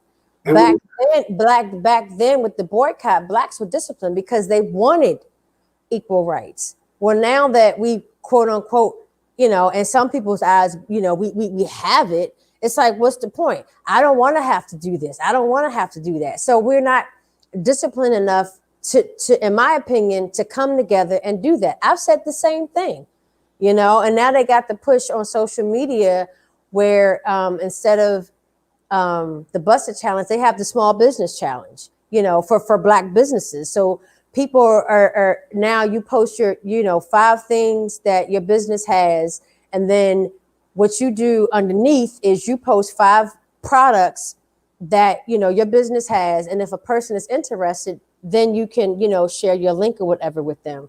So I think that they're trying, you know, to get it started, but it's just. But it's easy. But look how, I don't mean to cut you off, but look how easy it is to do a busted challenge and do something like that, right? Now back to what you said, Alanna, with the bus boycott, right? Okay. Mm-hmm. There was no entertainment behind that, right? Right. That was strictly informational. You know what I'm saying? Mm-hmm. There was shucking and jiving, right? Nowadays, it's like when the burgundy and gold is winning, you know what I'm saying, or the Washington team, everybody, you know, that's my team now. You know what I'm saying? Next year it's going to be somebody else's team. You know, everybody was a big Lakers fan because of Kobe. You know, so that right there is different because, you know, people's lives were at stake, right? I bet you if we did a challenge in terms of buy it black and added some comedy to it, like, you know, do what's right, don't buy white. You know, I like that though. you know, I got to snort. You know what I'm saying? Buy black, you'll never go back. I mean, you know. If you added some humor to it, you know, it's like, you know, don't catch no slack. Buy black. Black. You know what I'm saying? It's like, does everything have to be entertainment with us? You know what I'm saying? Does it have to be entertaining to us in order for us to get, because it's serious out here. I mean, it's serious out here. And with education, let's look at education. If white kids are struggling with this virtual learning, you know, black kids gonna struggle too. You know what I'm saying? Dr. Claude Anderson said years ago, he said the information highway will not benefit black people. It's going to get us to where we are faster. And it does. TikTok. You know what I'm saying? I'm not on that. The busted challenge. You know what I'm saying? I mean, the ice water challenge. I mean, they got a challenge for everything. Yeah. You know, they're going to have a give head challenge next. You know what I'm saying? You know, I'm telling you. Hey, watch. Hey, I said it. I hope not. 36. I'm not watching it. Don't tag me and none of that crap. I don't want to see it. It's going to be our norm. Just like walking around with your pants hanging off your ass is the norm now. Back in the day, appalling. Mm-hmm. See, you got women walking around here showing crack. You know what I'm saying? But if someone took their fingers here, you know, first of all, I don't put my finger in nobody's ass. That's nasty. Check this out. I had to go to the auto store today, right? And I'm sitting in the car and I'm on the phone talking to Jermaine. And I don't know. I know he just left Virginia. He was in Newark. And okay. All right, back to your story. Go ahead. I mean, you asked the question. Anyway. What happened? What you read it. I can't.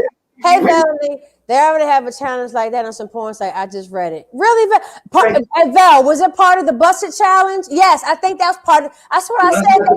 When I said they took busted challenge to a different level, that's what I meant.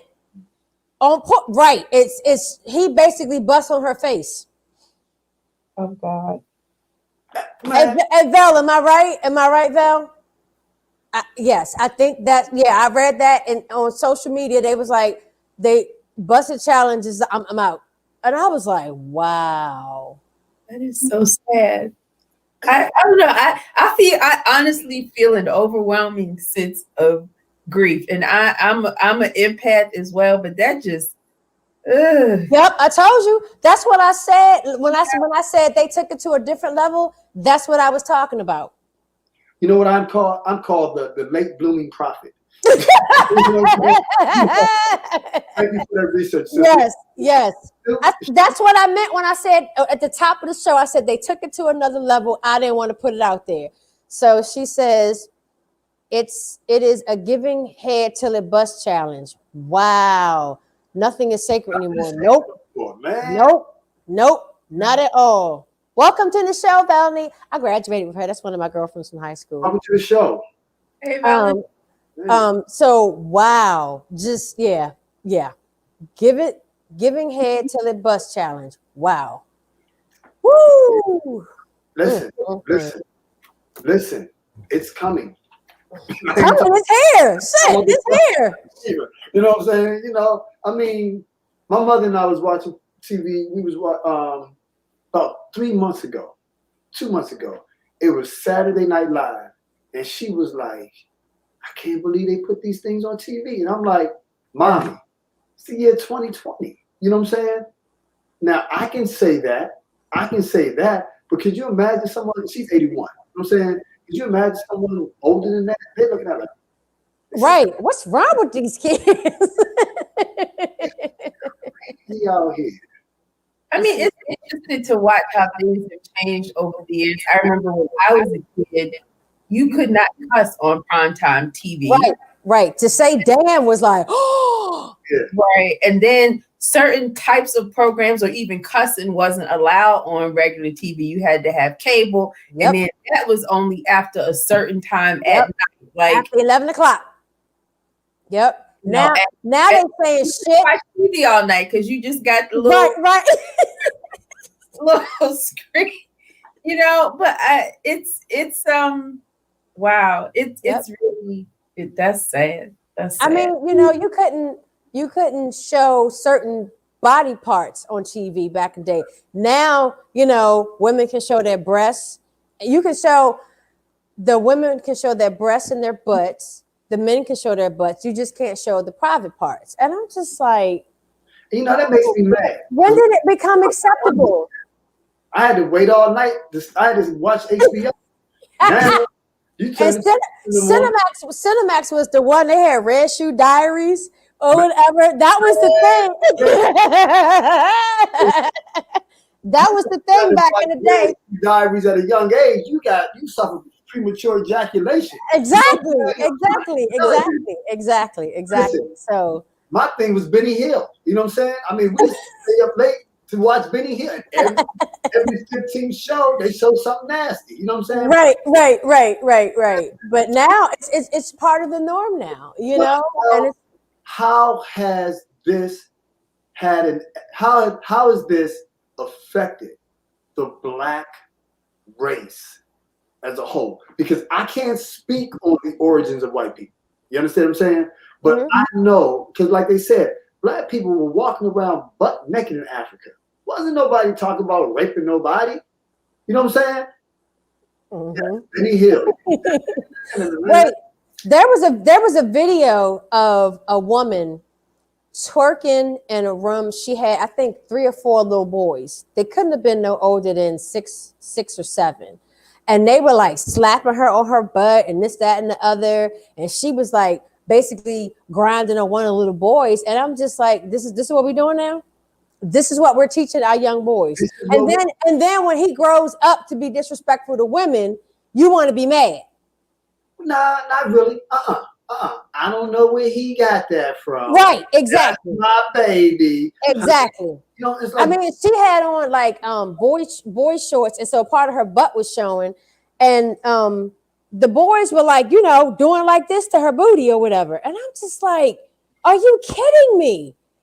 But that kind of stuff it infuriates me. I'm sorry. Go ahead, Alanna.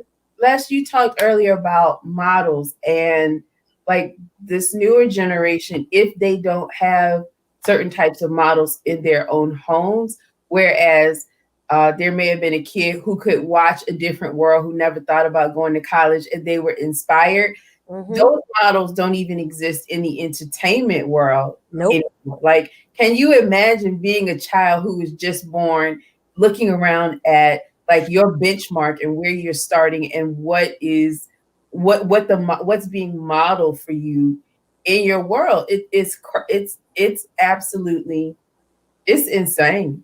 It is absolutely insane. And I think that, you know, more than, look, marching is great, but like our homes are the backbone of our people. And if we were to invest more in our homes, in our relationships, and in our children, it doesn't matter what was put before us. It doesn't mean that we have to accept it, you know? Like some things, it doesn't matter. My parents from the South, they were old school, and I don't care what the neighbors doing. I don't care what them other people are doing. I don't care. Exactly. In this house, Yep. this is what it is. And exactly. I think that we have to go back to that. Speaking of bandwagon, even with kids, like I don't care what's out here, what's available. This is the standard in this house. Yep. Now, everybody doesn't have to jump on these ridiculous bandwagons. That's really crazy. I'm totally upset about But okay, so back to like the Cosby Show. If they had, let's say they came out with a new show that was similar to the kind of positive, black, this, that, and the other, do you think people would actually watch it though? They have one. They call it Blackish. Blackish would be comparable to the Cosby Show, you know, in this day and era. Lawyer, the mother's a doctor. Okay. Father's an account exec. You know, they got a big house. It's more commercialized because they show Jordans and cars and things of that nature. You know, but if you were to have the Cosby Show, the old school Cosby Show, now without, make certain changes, but no, it wouldn't be watched. It wouldn't be accepted. It would be. And see that's sad though, because why do we have to have the Jordans and this, that, and the other? It's a lot of people out here that can't afford Jordans. I mean, I worked at Apple. That's how I tell the story. I worked at Apple, and I was there with I think I had 3 different iPhone launches. And the thing that got me was this woman was there. She just had to have the new iPhone, right? She wasn't eligible for an upgrade, so she had to pay full price. It was like $800-900, and she told me, she said, "Okay, I got it now." She said, "Now I got to figure out how to pay my rent." I said, "Excuse me?" She used her rent money to buy a new phone. This was at least 10 years ago. And I just felt, at that point, I really wanted to take the phone back from her, tell her to go pay your rent. You don't need this phone. But that's just the mindset that people have. They got to have the latest and the greatest. Why? In her defense, and there is none, but in her defense, right? Right. Right. Apple does a marvelous job of setting you up for failure, having you wait in line, right? They'll throw some shit out there. I've seen it. I worked it. Yes. Right. So what you basically said to her, that's not logical. I mean, it's to us, but that went over her head. Right. And to her, it was no big deal. But I'm like, you could possibly be put out all because of this little device. Are you kidding me? And this is what I'm saying. That power of marketing is no joke. I mean, it was for us, it was, because I worked at the one at Pentagon City Mall. So the mall would open up. They would open up at midnight. Okay. The line would form. We had snacks and water and stuff that we had to go out and give these people, as part of the Apple family or whatever. We had to go out and give them snacks and water and stuff every hour or whatever, just so that they wouldn't be out there hungry all night. And I was just like, I was really taken aback by that. Every single iPhone launch, it was the same thing. And the Clarendon store in Virginia, they would be outside, sleeping bags. It's crazy. It was absolutely insane. That marketing is no joke, and that's the whole thing. We've been marketed to the point that we will buy any and everything. But I want to say, not me. I guess I was different. You're not a part of the we. You may be the W, but you're not the E. I got you. But I mean, some people just say no. But Alanna, you said something. Having old school parents. I'm 51. I got an 8-year-old daughter. My mother is 30 years older than me. I'm 42 years older than my child. Right. So my mother's old school, gone through the Great Depression. Now, what was the Great Depression? 36? Mm-hmm. Yeah, well, she even missed it 3 years out. She missed it, right? And I'm watching how I raised my little one. So it's a conundrum with her. You know what I'm saying? Because she's in a world where they're playing music that I don't even know. You know what I'm saying? And it's like, not that I'm trying to throw my music on, but when she goes out, it doesn't surprise me when she gets the compliments. Like her science teacher said, you know, if I had, she's the perfect student. If I had 12 more like her. To me, I'm like, shit, that's the norm. You know what I'm saying? Mm-hmm. But it may not be the norm. But, you know, I was teaching in DC a while ago. And, you know, being older, I'm just walking through the hallways. And I'm sitting in class. It's a special ed school, level 5, right? That means everybody in it is off the hook. And I'm sitting in class, and I'm on the top level. And this little third grader or second grader was walking on the high school level or the middle school level, right? So security's like, go back to class. She said, fuck you. You know what I'm saying? And I'm like, okay. Now, don't get me wrong. It's not surprising to hear people curse. It's just surprising to hear people curse at that age. And you know, nothing really throws me off guard. But I'm going to tell you, this was funny, but sad at the same time. Mm-hmm. I heard a perfect 2-3 part harmony from these inner city kids, right? Right? The girls in perfect harmony sung, "How did you get here?" And the dude said, "Bitch, I came to fuck." And the girl's like, "Nobody's supposed to be." No, he said, "No, bitch, I caught the bus. Nobody's supposed to be here. Bitch, I came to fuck." And I'm like, yo, y'all are on some different stuff here. You know what I'm saying? Because as much as I like Richard Pryor, don't get me wrong. It's not the cursing that because words don't offend me like that. It's the fact that y'all was able to say that in perfect harmony. You know, I mean, you know what I'm saying? But the fact that it was like, did y'all rehearse it? But it's like, but can't nobody say anything because, you know, we held their disability higher than we did a standard. You know what I'm saying? And there's only so much that you can do to them, and you can only correct their behavior. But what are we going to do? It's 2021, right? We're not going to make it because these kids are catching hell with this virtual learning. They're not writing anymore. You know what I'm saying? To me, the connection between the brain and here is beautiful. Half of them can't even write a check. Who writes checks now? Checks. What I'm saying is that they and when I was in school, we took an accounting class and they taught us how to write a check, how to balance a checkbook, how to keep a register. Those basic skills that you need, they have taken that out of schools. Yeah.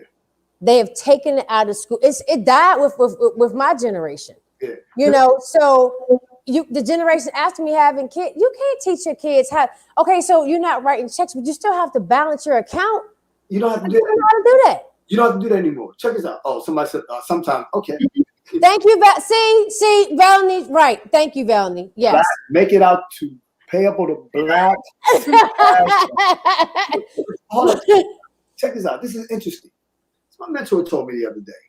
He said, "Thank you, Val. You're exactly right. They don't teach them how to write cursive." Right. I got handwriting without tears, cursive without tears for my daughter to make sure she did it. So she's ahead of everybody, even at her private school. Anyway, so you know, hey, if you're ahead of the white private school, you're doing something. But he said that it may not even be beneficial to become a lawyer and accrue all of that debt anymore because now they got forms out here that will handle. You don't need your attorneys. What do they call paralegals? You don't need paralegals anymore. You can do this stuff online. We are in trouble. So if you don't have kids, if you're thinking about having kids in this day and age, think along. You better think along. Think along about. I'm grateful. Thank you, Jesus. Knock on wood. To my daughter is 21 because I couldn't do it now. I could. My hat goes off to all the teachers out there because they truly have their hands full. Just in the way the kids act, and then when the parents come, they're combative. So it's like you almost feel sorry for the child because what do they have? They don't have that model at home. I was fortunate enough to Yes. Be easy, Bubble. Yes, they need to understand those forms. yeah. I was let me say this, and I'm really gonna chill out because I'm gonna let y'all talk.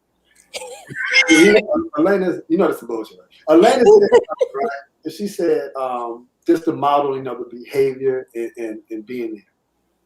I was fortunate enough to be able to spend a lot of time at home with my daughter, right? Mm-hmm. Maybe God orchestrated it like that, you know what I'm saying? To the point that I could teach her and instill in her so many different things. She didn't have to go to baby. My mother babysat her for the first after the first 8 weeks. But she was with my mother, and then she was with me. And at 3 years old, I started schooling her hard. You know what I'm saying? To the point that 3 years old, she's screaming, "Daddy, I need a break." You know what I'm saying? You know, when your child's first word is colloquialism and epistemology and cattywampus, you want some shit. But I remember, and I'm fortunate for that. So when we took her, the first time she started going to school, I took her to the Goddard School, right? Because I'm tying in racism with this, because y'all said something. I don't know who said it, but it was said. And I'm thinking, I'm paying for this. It ain't like she getting a grade for it. You know what I'm saying? Glorified babysitter. She the top of the class. So I'm like, let me spend some time with my baby, and we're going to go to Chick-fil-A. We're doing the daddy-daughter thing. So we in there, So then I take her to school about an hour late. You know what I'm saying? So as soon as we get in there, this little white girl says, "She's late again," right? I mean, the girl couldn't have been 3 years old, 4 years old, right? 4, maybe 4 or 5, 4. So I walked over to the teacher and I said, "I hope that little bitch get a period today." You know what I'm saying? I had to throw that in. You know what I'm saying? Because it all starts with racism. It starts with slavery. She's late again. Like, who are you? You the CEO? But anyways, I was able to spend some quality time with my child to instill some of those values.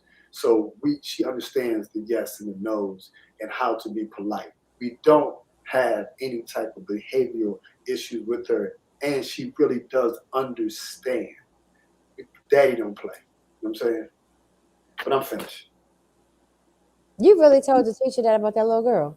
I went up to the teacher. I said, "I hope that little bitch get a period today." You know what I'm saying? Yes, I did. And if you think I did, if you think I'm lying, I'm not. I told her straight up. I believe you. That's why I'm like, really? It was none of her business if my child was late again. You know what I'm saying? We were spending quality time together. It's not my fault that your mother and father don't like you. And they couldn't rush but to get your ass out the house, and you had to eat a damn peanut butter and jelly sandwich. My child is eating. Read what Bellany said. Parenting has changed significantly. Did I say it right? Yeah, since the 70s, maybe even the 80s, with the advent of teen pregnancy, incarceration, and crack in the Black community, to name just 3 variables that I feel have brought us to where we are today. But those are not the only variables. Alanna, chime in on that because she's using them BATs, them big ass terms. Incarceration, aka lockdown. You know what I'm saying? Go ahead. I mean, she said a lot. I'll put it back up. Honestly, I was reading a book this week. You know how you buy a book and you don't read it, and then one day you find it, you pick it up. So I picked up this book finally, and it was funny. We can speed read, but that was fast. Oh, I'm sorry. Here, it's called The United Independent Compensatory Code System Concept, a textbook workbook for thought, speech, and or action for victims of racism or white supremacy by Neely Fuller. Man, that's like that Chancellor Williams book. Golly. But there's something that he outlines in here that made me laugh because I thought about how you say it's all about slavery, but he talks about 9 areas of activity where we see racism and the power of racism: economics, education, entertainment, labor, law, politics, religion, sex, and war. And I think we've hit on almost all of these through the course of our conversation. And I think that's the difficult part. Like, it's not, if it were just one area, one institution where we had to deal with the effects of racism, it would be a little easier to overcome or to deal with. But Black people are literally assaulted from all angles. And yeah, that those three things, those are three variables, but the variable list is real darn long. Like, it is so long. It's ridiculous. I've started to try to compile a list of institutions and places where persons of color are impacted by racism. And it's difficult because it's literally like everywhere. There. Yeah. Like, literally. And it's institutional, and it's by design, you know. It's a difficult conversation. I think it's the problem is not the assault, because we have always been assaulted from slavery through Jim Crow. The problem is now our response to the assault. Somewhere along the line, our response and our resolve as a people has been weakened, and so we haven't been able to respond or withstand the onslaught as well as in previous generations. And I think that the onslaught is greater, more complex, complicated, and also not as obvious. So it's a difficult conversation to even have. But I think we have just, like, the DNA of who we are has changed to a great degree. Nikki, can you share that with everyone who? What? I just sent you something. Oh. No, you didn't. I emailed, texted to you. Oh. Can you go back to is it Velanie? Am I saying that right? Aunt Velanie. I like that. Can you go back to what she said as well? And Alanna, can you? I like that book title. That's like that Chancellor Williams one that she said. So she said incarceration, teen pregnancy, incarceration, and crack in the Black community. My question to you, Velanie, is which one do you think had the most impact on us as a Black race?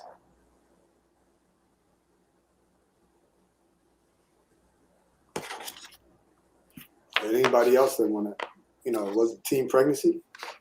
Incarceration? I would also add government assistance and the rules that came with it. You mean welfare? Yes. Faring well? Or barely, or not at all. With the EBT cards, Eating Better Today cards? Yeah. That's what you wanted me to share? Yes, that's a good one. Okay. Incarceration. Beasley Bobo said incarceration. Okay. What else, y'all? What other variables do you think? Like she said, I mean, it's whew, it's a lot. It's a lot. So yes, the man in the house rule, for instance.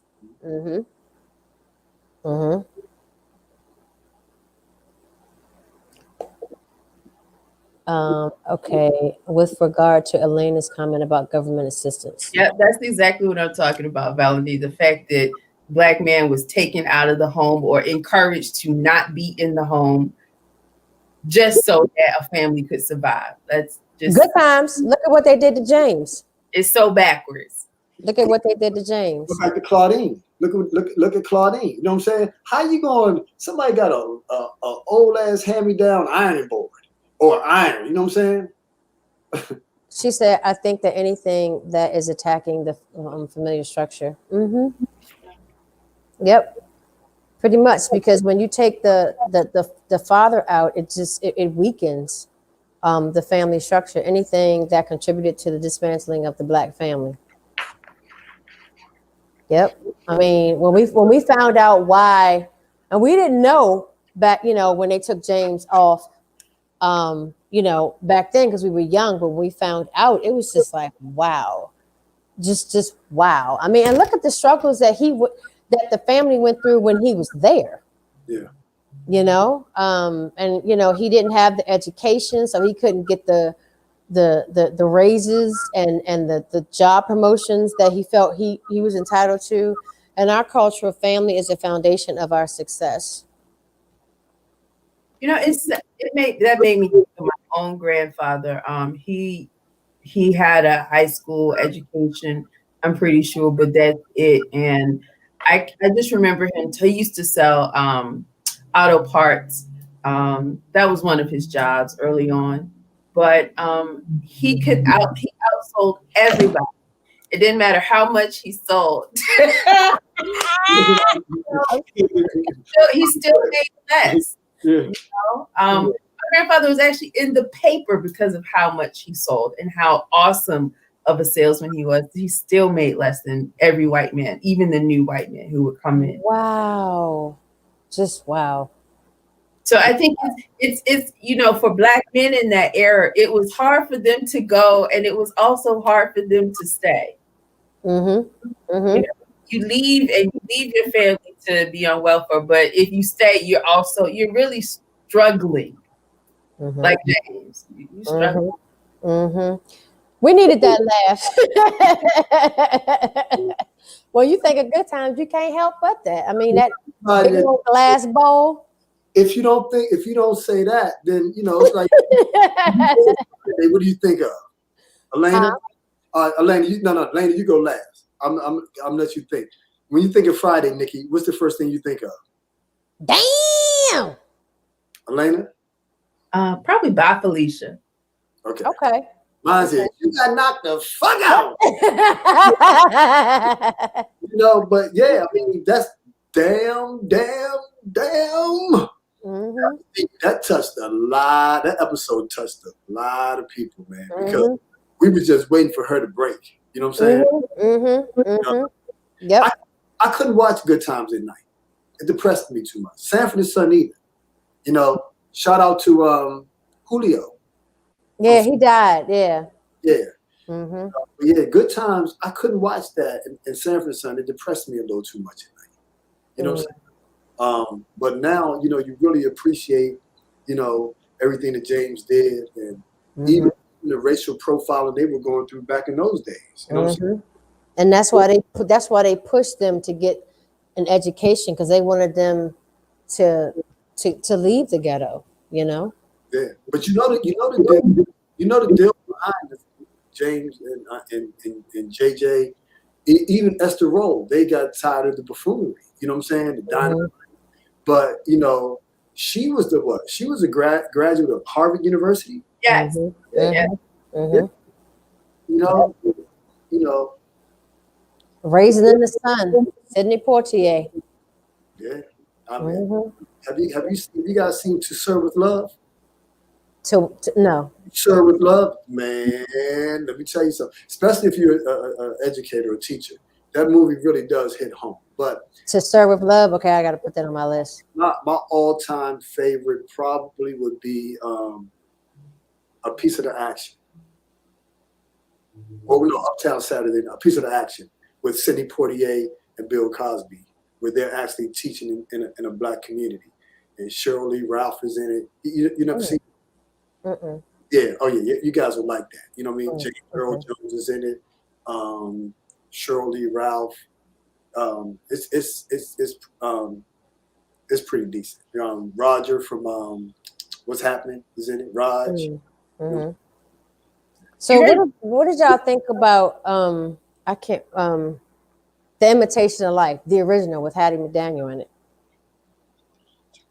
Too sad, man. Too sad, especially if you don't get along with your mother. If you treated your mother like some shiznick, that's going to hurt your heart. Yep. I like the one with Hattie McDaniel in it. Yeah. That one, not the newer one, but the original. Oh yeah, with what's her name? Hattie McDaniel. Who's singing at the end? Mahalia Jackson. Have you seen that? I mean, yeah, it brings back. I mean, one of my favorite movies, actually. Yes.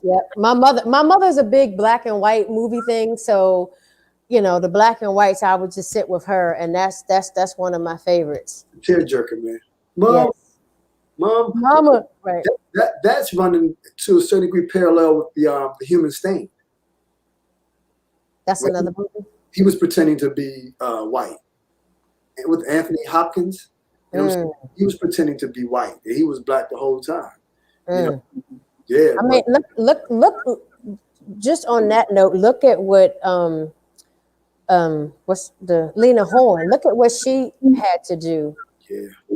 You know, just to be able to sing. I mean, she pretended she was white for years, and I believe she regretted it. Well, see, we got another one. Okay. I wonder if we made a timeline of all the obstacles Black people have had to take.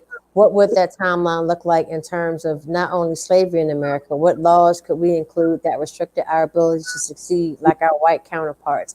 Obstacles along the timeline would include teen pregnancy, crack, welfare, etc. Like, it's a long timeline. When you think about it, the first slave hit the shores of America in 1619, which is literally 400 years ago.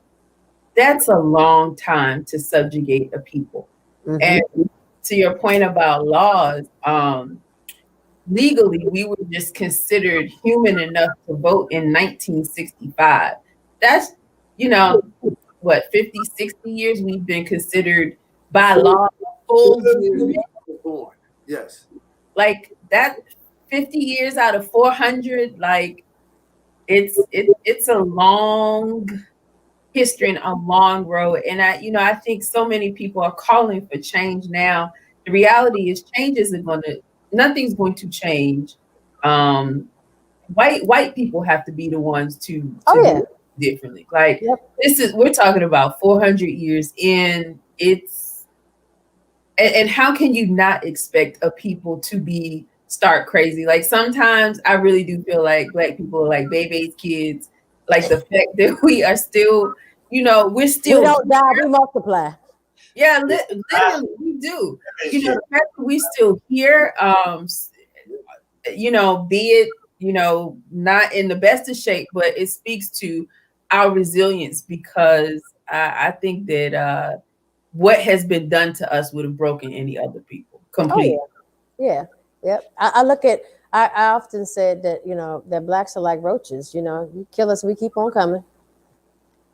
I mean, the same shit though. You understand what I'm saying? Like you said, baby kids, we don't die, we multiply. But you said, how many years? 400, how many? 460 some years, right? It says it takes 27 days to form a habit. Some people say 21, some people say 27. I'm gonna say 27, right? I'm gonna give the slave owners, some leeway here. It takes 27, right?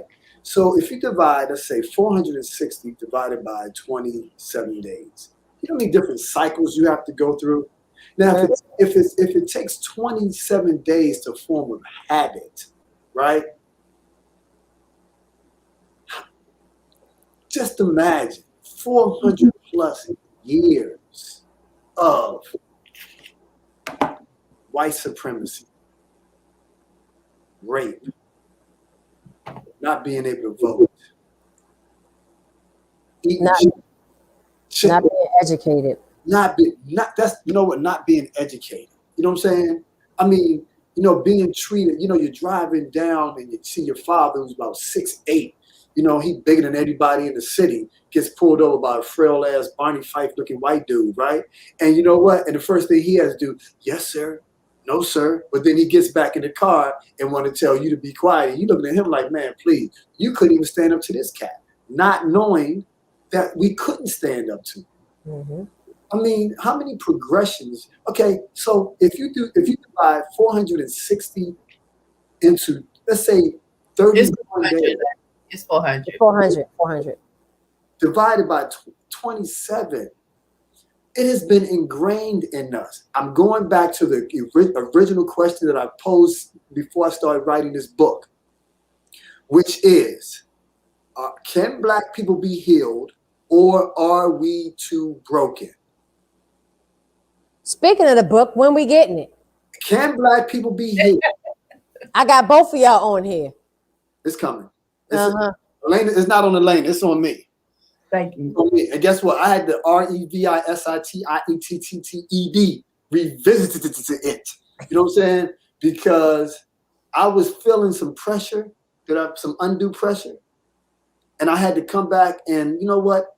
The readers deserve a little bit better than me throwing things out based on desperation. You know, we need clarity. We need understanding.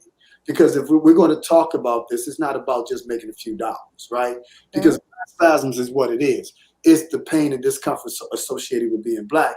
And if you have someone who's gone through some things, you know, they don't need no fluff. You know what I'm saying? They don't need somebody just trying to make a name and get published. And, you know, yeah, he wrote a book, you know. And Alanna brought something to my attention. She was like, yo, you need to revisit that. Go back and look at that. As where I'm thinking, shit, man, edit the book so we get paid. Hurry up. You know what I'm saying? But in her soft way of saying things like, you know, dude, you might want to revisit a few things and look at it from a different perspective, AKA you're booking some shit. You know what I'm saying? Alanna. Well, what about the first one? Can we release the first one? No, we can't release the first one. No, we can't, because the second, it's coming. Trust me, I'm back on it. The second one is a combination of the first one and the second one put together. It's really, trust me, it's gonna blow your mind, because it blew my mind. You know what I'm saying? Okay. No, it's coming. Trust and believe. Trust and believe. Well, we got to stay on them, Alanna. Oh, hey, I'm with you. But yeah, I'm with you. But you know, we have been to the point that if I didn't know any better, I would say, damn, does God like Black people? But I know better. You know what I'm saying? Mm-hmm. You know, but we've gone through some things. I mean, we've gone through some things. Mm-hmm. We have, and still going through it. Uh-huh. Racism was one of America's original campaigns marketed to people back then, just like shoes, clothes, and other things are marketed to people today. Oh, yeah.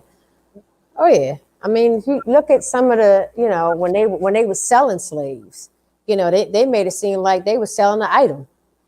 But to them, you know, we weren't human. We were an item to them. Well, that's the combine today. Look at the combine.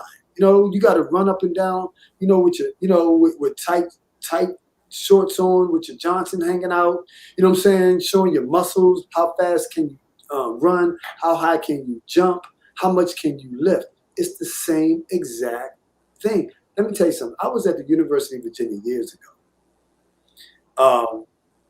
watching a friend of mine. He played football, and this is the time when Yusef Jackson was playing, and Herman Moore and Sean Moore. Guys, you know, they played in the league. And at the time, Sean Moore was the quarterback, and they was actually looking at him, you know, as a Heisman candidate. So fortunate enough for me, I was able to go into the locker room after the game because, you know, my friend at the time, his brother played, and I knew both of them. And, you know, I'm sitting in the locker room and my mind is blown because they got food all over the place. These brothers walking around butt naked, and the reporters are in there, like, with the camera, you know, I'm holding the camcorder, like, so what do you know, how do you think your performance was today? And these brothers standing there butt naked, right? And I'm like, yo, you know, do they get a chance to put some clothes on first? You know, the shower's over there, they're just walking around. But then a couple years later, when the female reporter felt as though she was assaulted, well, if you standing beside a guy that's well endowed and this Johnson's hanging down below his kneecaps, and you sitting on the ground looking up, you know what I mean, speaking into the mic, I mean, what do you expect? You understand? I mean, it doesn't make sense to me. You know what I'm saying? You know, but I mean, they treat us like some shit. I think, you know, for a lot of people who have like made it, Black attainment, I feel like for a while, the goal was to reach some standard of white respectability. But when you look at, especially a lot of entertainers, Nina Simone, I mean, she may have been crazy in her own right anyway, but I mean, Nina Simone was literally a child prodigy. And I think when you talk to people who knew her, like the thing that broke her down was that it doesn't matter how well accomplished I am. It doesn't matter what I'm able to do. At the end, these people still see me as a nigga. And, you know, just how dehumanizing is that for someone, point like Esther Roll, Harvard graduate, you know, gone to one of the top schools in the nation, and you're relegated to parts that you may feel are beneath your humanity. So like the subjugation is real, and I think that the way that we rise is to redefine what winning looks like, because it certainly doesn't look like white respectability, because it doesn't matter how high we attain. It doesn't even matter how much money we make for them. We're still just a commodity, which is just a nicer word for slave. So when you say that, Alanna, and I'm looking at you. Based on that, right? Mm-hmm. And I don't want to put you on the spot, because people see this. If we are still let's go back to what Melanie said. She said racism was one of America's original campaigns, right? Marketed to people back then, just like shoes, clothes, and everything. Same today, right? Are Black women being marketed? You know what I'm saying? I mean, the easy answer is yes. Is there something more specific you were thinking of? All of us are being marketed to and manipulated in millions of ways. So Black women who marry white men, right? Not for the sake of love. And then you have those who will argue to say, can a Black person really, truly love a white person based on the things that we've gone through? Is that buying into something? Is it not real? Is it them following, being marketed to, like the lady was who stood in Apple trying to get a $900 phone? You mean in interracial relationships, are Black women being marketed to? I think in that way we're all being marketed to. So are Black men. I think we're being normalized to believe that interracial relationships are a new normal. I mean, everybody's got an agenda. I think the same way that we've been marketed to as it relates to LGBTQ relationships. We see that more in marketing as well. And I think the point is to normalize it so that we become comfortable. Look, at the end of the day, the question is, or the dilemma is, do we become comfortable to things which cause our demise? That's the question. But yeah, we're being marketed to. I think we're constantly being bombarded with messaging that has intentions for us that maybe we don't see on the surface. That's the point of marketing, though, right?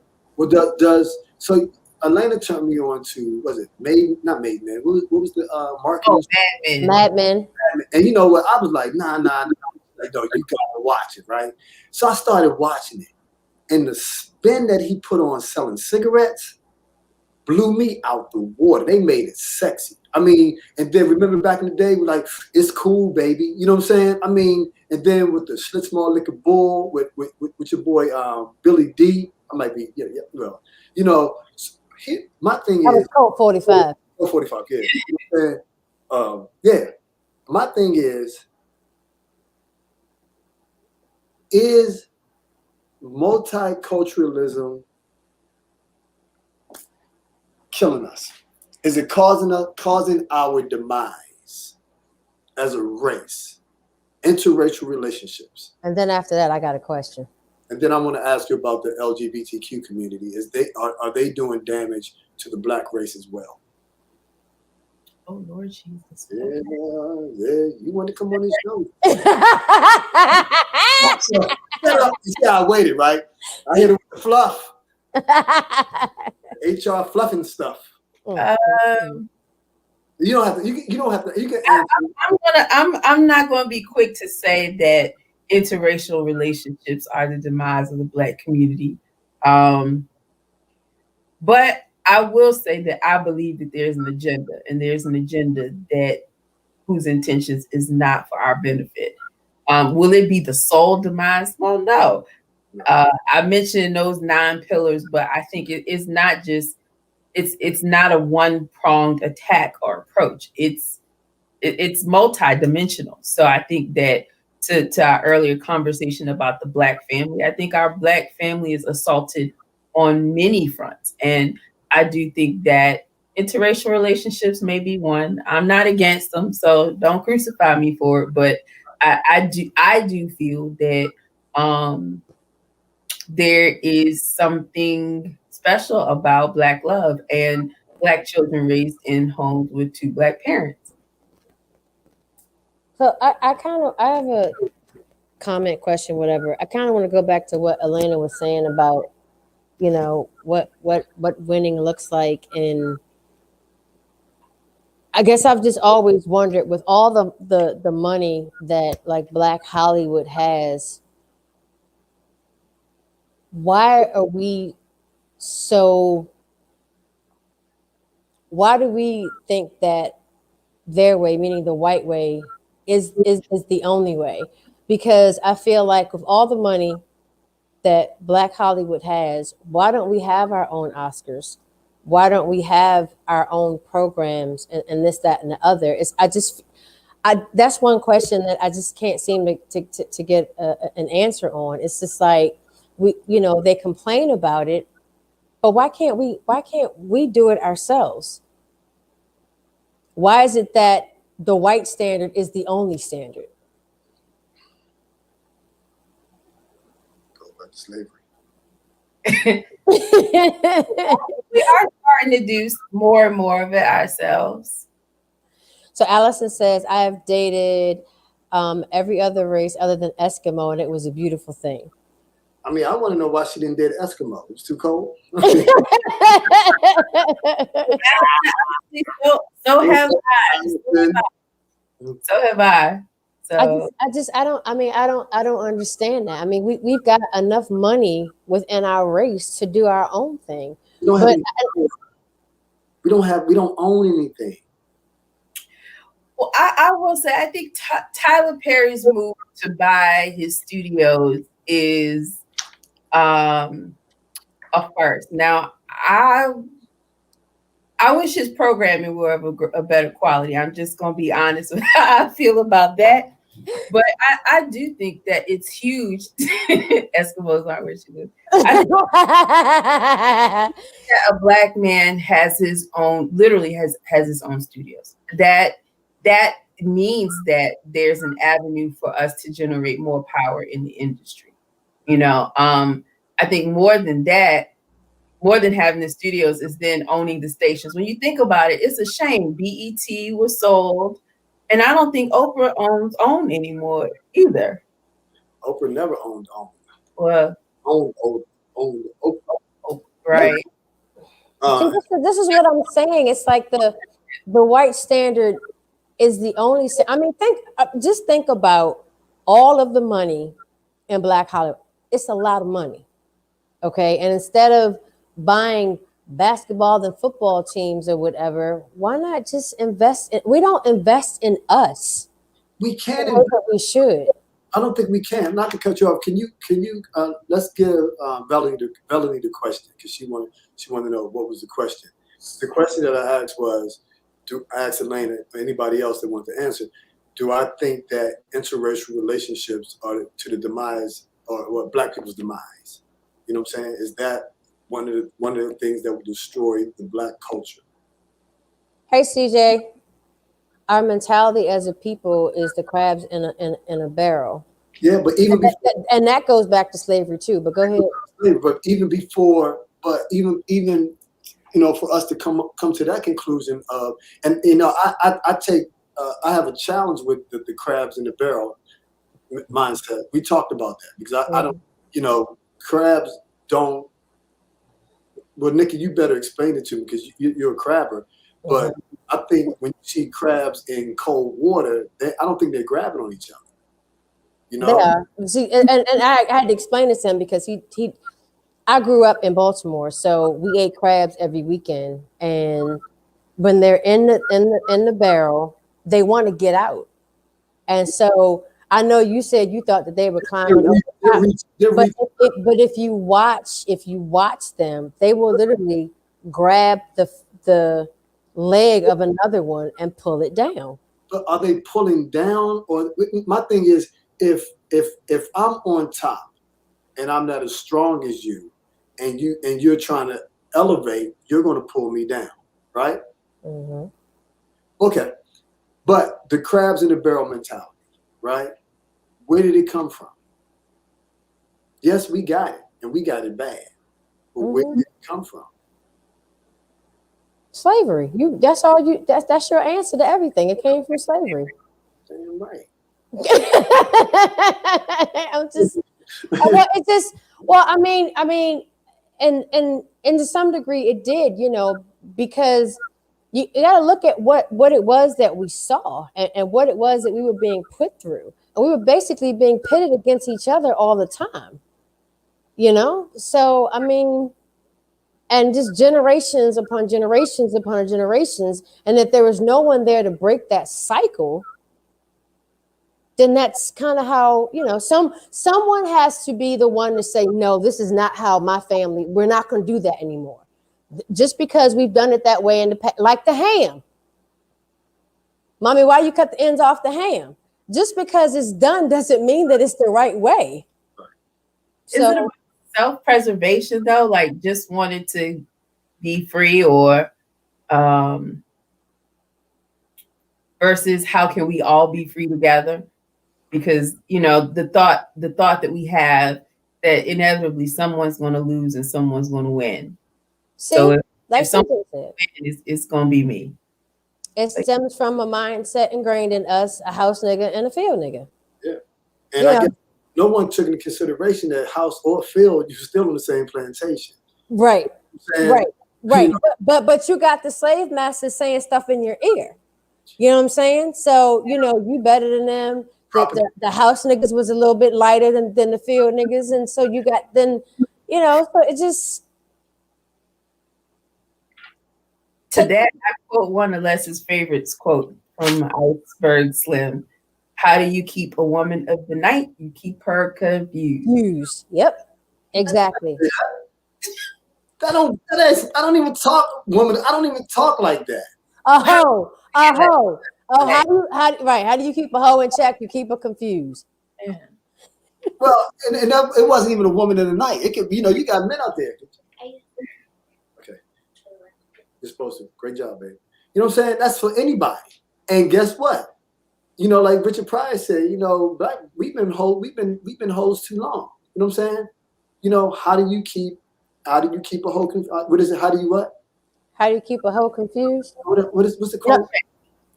No. No, how do you keep a hoe in check or something like that? As long as you keep them confused. You know what I'm saying?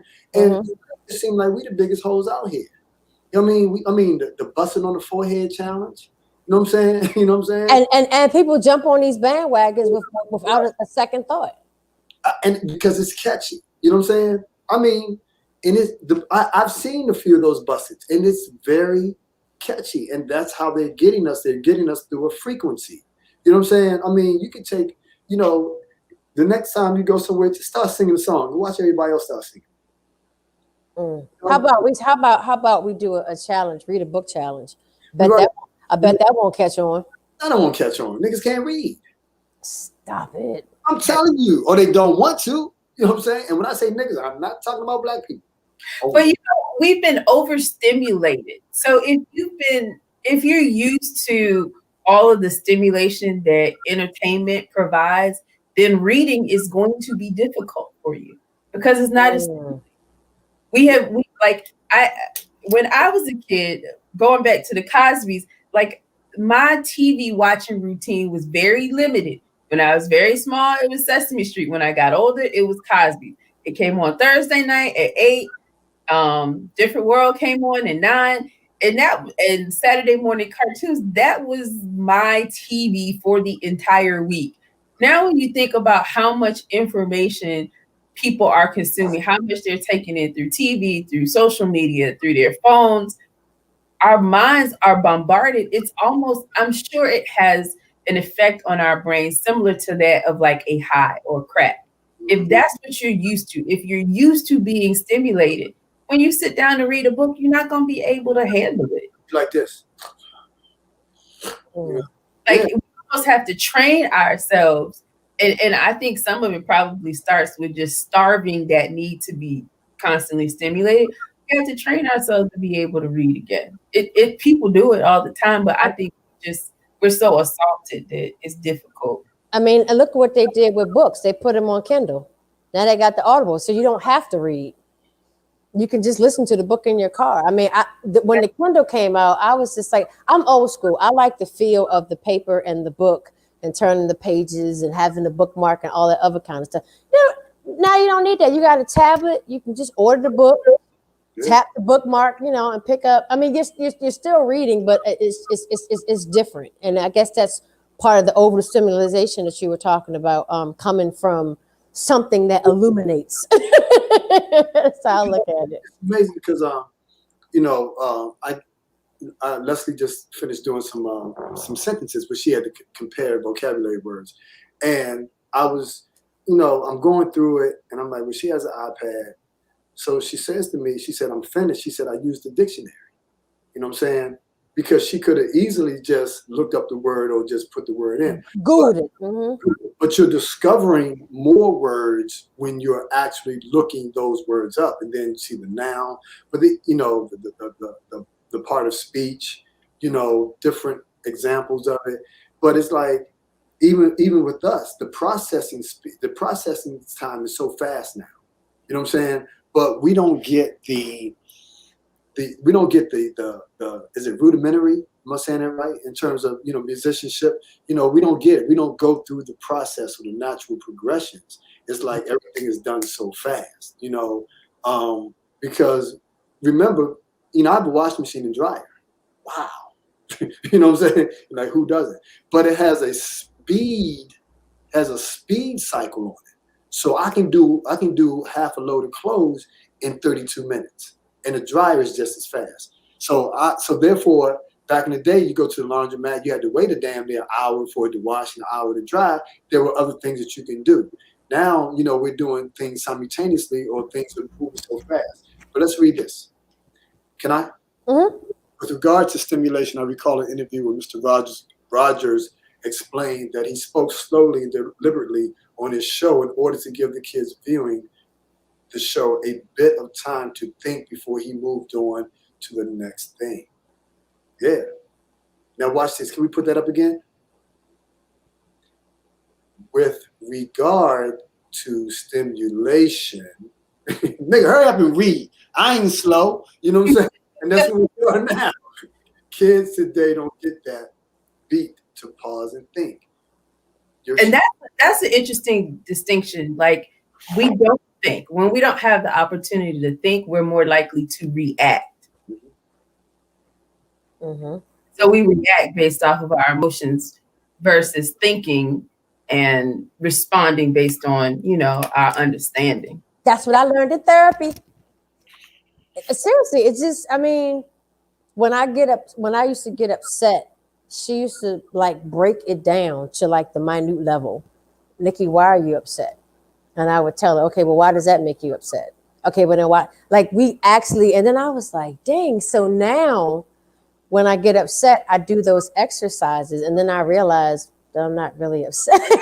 I'm really upset. So I try not to be reactive. I try to be proactive instead of being reactive. So I totally get what you're saying when you said that. And we, as Blacks, I think that we definitely are a reactive people. Very active.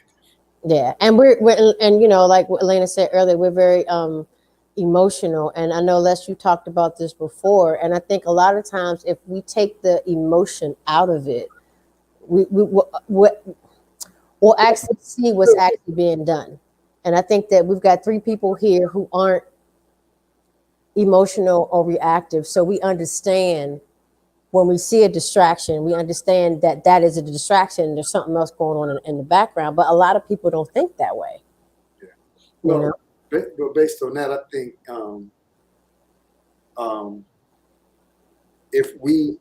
I wish Black people would be a little bit more clear and objective in terms of looking at this whole Donald Trump thing. Right? Mm-hmm. Let's not get so emotional, right? Because as soon as you get emotional, you lose, and look at it for what it is. If every time someone mentions Donald Trump's name, you go into a tizzy, something's wrong. This person has control over you. Mm-hmm. You've never met him before. Chances are you probably will never meet him. So why is it that you're getting upset? based on this policy, do you feel as though your security is being threatened? And a lot of people, will say that. I think that, he's put us in a position that we're vulnerable. I think you said that last week, Alanna. You know what I'm saying? We're vulnerable as a country, and I don't like what happened at the Capitol. Listen, there's so much security around us.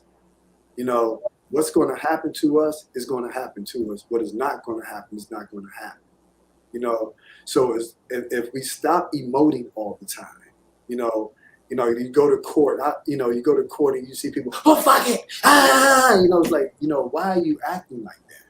Because there's something down inside of you that needs to emote, and if we get to the point where, I don't know, is it because we're readers, the three of us, if we're thinkers, that we just don't come across as being screamers and yellers and getting upset about every minute thing. If we get to that point where we stop allowing things to control us, Bob Proctor, I think his name is Bob Proctor, Proctor Gallagher, he said that dealing with the subconscious, if you're watching TV or watching a movie and it starts to make you cry, think about that. Why is something that someone is acting, why is it touching you like this? So I get to the point sometimes, like, you know what? And maybe it's the empath coming out of me that I don't like to watch the end of movies where I know somebody's going to get hurt, like Breaking Bad, right? It was breaking my heart. I don't know if my man Walter White tried to kill his buddy's girlfriend's kid or not. That's what I thought it was going to be. I couldn't watch the end of it. You understand what I'm saying? But if I'm allowing movies to trigger me and things of that nature, I need to check myself. Not saying that, certain movies are not going to be tearjerkers. Like Imitation of Life. That gets to you if it resonates with some bullshit in your life. But, we just got to get to the point where we just stop emoting all the time. Yeah. Definitely. I wholeheartedly agree. I've enjoyed this show. I've enjoyed you guys. Not that I'm getting off, but I've enjoyed the fact that, you guys allow me to, pontificate and extinguish my bowels. To pontificate my scrotum. You know what I'm saying?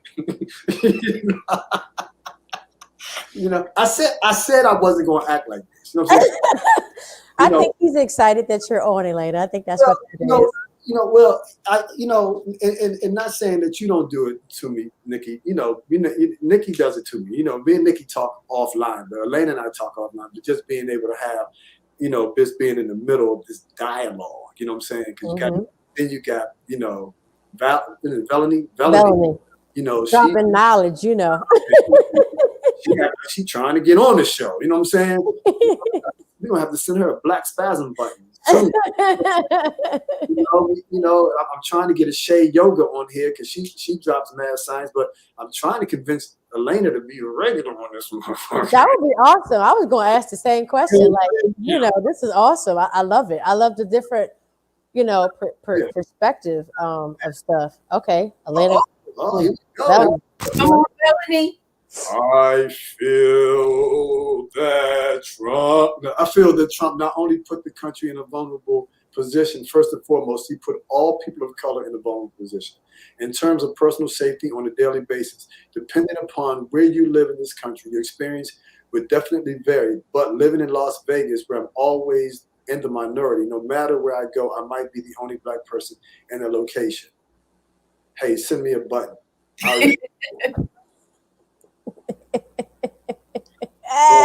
you get her information, Nikki? All right, we got you. Melanie, DM me your info.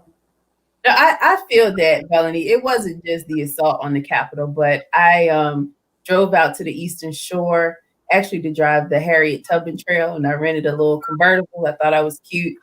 And I got to one wharf where there were all of these Trump flags. And they weren't just regular Trump flags. It was like, F your feelings, vote for Trump. F you, vote for, just wow. Extreme. It was extreme. Like, I felt unsafe. The top to the convertible.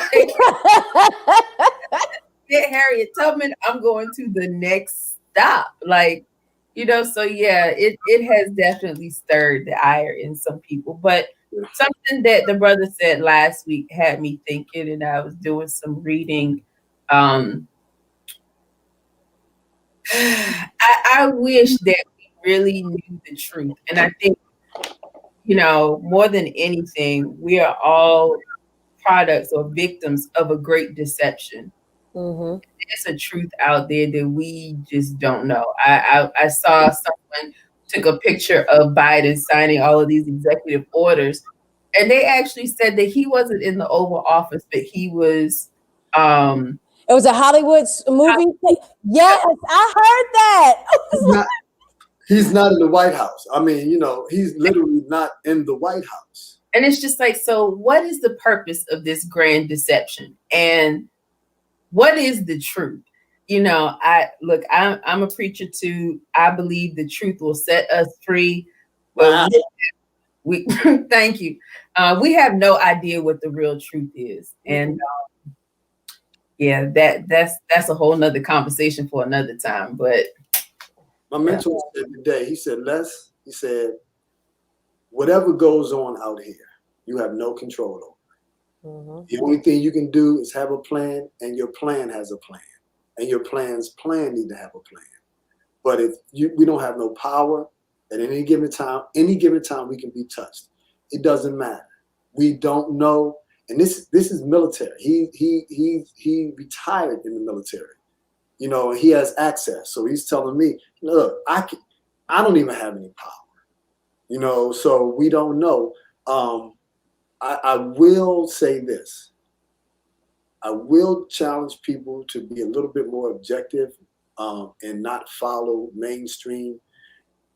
I don't think that the United States of America would, the powers that be, would allow Donald Trump to tweet as much as he was tweeting without sending codes and signals. We weren't paying attention. It's the red herring that no one is looking at, right? Well, I think some of us were paying attention. It's just that people weren't listening when we were ringing the bell. Yeah, because here's the thing. When you in the poem Desiderata by Max Ehrman, it says, you know, don't compare yourself to anyone else, right? Alanna, you're looking it up, ain't you? Oh, okay, well, okay.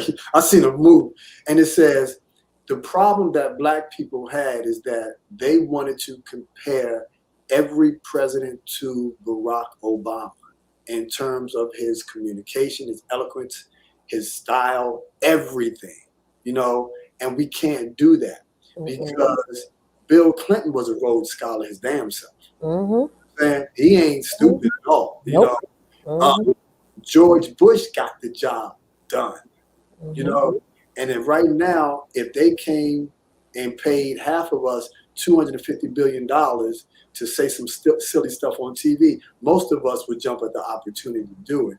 And then you would be looked upon as being dumb and stupid and silly, but, you know, you got paid. When Eddie Griffin said that it was difficult for him to go on, Cat Williams said it was difficult for him to go on and make fun of Flavor Flav, you know, and they wrote all the negative things. It was a roast, and they wrote all of the negative things that they wanted him to say about Flavor Flav. And he said, man, I couldn't do it. So he said, I'm backstage. He said, man, you know, can't you hear what they saying you? They calling you a crispy, crackety coon. Everything is coon. And he said, man, I don't give a fuck what they say about me. They got to pay me, boy. You know what I'm saying? So, you know, it's like some of us will buy into that, some of us won't. But I think, you know, the challenge that we have as Black people, stop comparing presidents. You know what I'm saying? Everybody had their agenda, right? You know, Barack Obama, he had his downfalls too. Maybe a lot of us didn't see it, right? You know, shit, put it to you like this. We thought, in my era, we thought that George Bush was the dumbest president ever. You know what I'm saying? I mean, he used to say words like bigly. You know what I'm saying? Bigly, right? Then they hit us with Barack Obama. you know, he can dance, he can sing, you know what I'm saying? You know, then you give us this clown, right? And he just saying stuff that doesn't make any sense whatsoever. But did you ever hear him talk like that on The Apprentice? Mm-mm. We need to wake up. It feels like America is like a TV show. Like the biggest reality show is the reality or the lack thereof that we're living. Wasn't one of the presidents an actor? Ronald Reagan. Yeah, like what? How does an actor become a politician? Maybe the job is not to be a politician. Maybe the role of a president is really to be an actor. It says you all are so right. I definitely think there is more to all that Trump was doing than the average person was given a second thought to. So much going on behind the scenes. But okay, so I want to circle back to what you talked about, The Apprentice. There was a script. Okay, his words were written for him. So I can't necessarily jump on that because I think what we saw was who he really is. And I think that him being on The Apprentice was the actor. Because he's given a script, you know, you've got it, you know, you've got execs behind it. He can't make them look bad. But the fact that he got a taste of what he thought power was, he got drunk with it. And I really feel like we saw who he really was. So no, we didn't see him act that way on The Apprentice because his role was written for him each and every week. But look at pre-Apprentice, because even pre-Apprentice, he was a very different person. The way that he speaks, that he spoke as a president, the small words, that's not the Donald Trump that you see even pre-Apprentice. That's not how he spoke. And you can't tell me with all of this White House staff, this is the best y'all can do, Bigley. Man, he used to go off script a lot. They used to get mad. There was a purpose behind that. The same way Barack Obama had an appeal, Trump had an appeal. It just wasn't for us. We're not the target audience. But the dumbing down of Trump, well, that's what I think it is. It appealed to certain people. It made him touchable. But that's not that I had before he became president. You look at old tapes of him, that is not how that man spoke at all. Like, but you don't think that he has any type of diminishing mental capacity? No, I don't. I think it was intentional. I think he was an actor. He played a role, and he played to his audience. It just not his audience. He has an audience, but it's not us. Yeah, if he can't, you know, I think one of the reasons why Joe is like an everyday Joe, right? Because he comes from West Virginia, like he has this appeal. Donald Trump, whether you believe he's a great businessman or not, he would not have appealed, I don't think, to some of the people that he appealed to if he presented as an elitist. Okay. The torch carriers, the people who were wearing the MAGA hats, that he would never have appealed to them if that's how he presented himself. And they're not very smart people. And he fit his message for his target audience. Then they're not smart people. They're not, in my opinion, they're not. I mean, if you actually listen to some of them when they're interviewed, it's like, what? Huh? You see, but even with that, you know, I think that could have been staged as well. Because I'm like, hold up, time out. Did you just say, you know, he said, what would you say if, you know, he said, I grabbed by the pussy. Well, that's just locker room talk. All men talk like that. Does your husband talk like that? No. Well, you just all, I'm like, are you listening to what you're saying here? You know, so I'm thinking that, and the problem with fake intellectualism, you know what I'm saying? Here, listen, everybody that goes to Howard is not smart. Everyone that goes to college is not smart. You understand what I'm saying? And the challenge is, you know, and the reason why I said is because, you know, I'm seeing, you know, the Howard University thing with Kamala Harris, right? Which I'm like, yo, we need to stop. Just because we went to the same college, that don't mean that, I think she's been groomed for a long time. But the problem is, you had how many black people, if you go over black people's houses to this day, they still got pictures of Barack Obama on their wall. You understand what I'm saying? I mean, this cat sold more T-shirts, more purses, anything with Barack Obama on it. Hell, I had one. You know what I'm saying? I was drinking that Kool-Aid in the beginning. You know what I'm saying? But the problem is the same way, not problem, the challenge is the same way white people from West Virginia, went out and got their MAGA hats. Black people got their purses and shirts and Michelle Obama purses and hats and book bags. Hell, there's a scripture in the Bible that has Barack on it. It wasn't talking about him. But Nikki, remember the clip you played earlier, months ago about the word hope? You know what I'm saying? Hope is not a viable solution. He hit us with that word hope. And black people like, yes, there's hope. No, had he hit us with a word like epistemology, man, that shit would have went over our head. It's like, epistemology. What is he talking about? We can't relate to him. You know what I'm saying? So Donald Trump related to hillbilly ignorant white folks and dumbass niggas. You know what I'm saying? And then he appealed to the ones that, you mean to tell me I can make $60 billion and only got to pay $10 for taxes? Shit. That's my man. You know what I'm saying? So Bellamy says, yes, we were not the target audience, right? They needed to appeal to Appalachia type people, the lowest white man. Get your royal engagement people coming to America. I have a date with Lisa. You know what I'm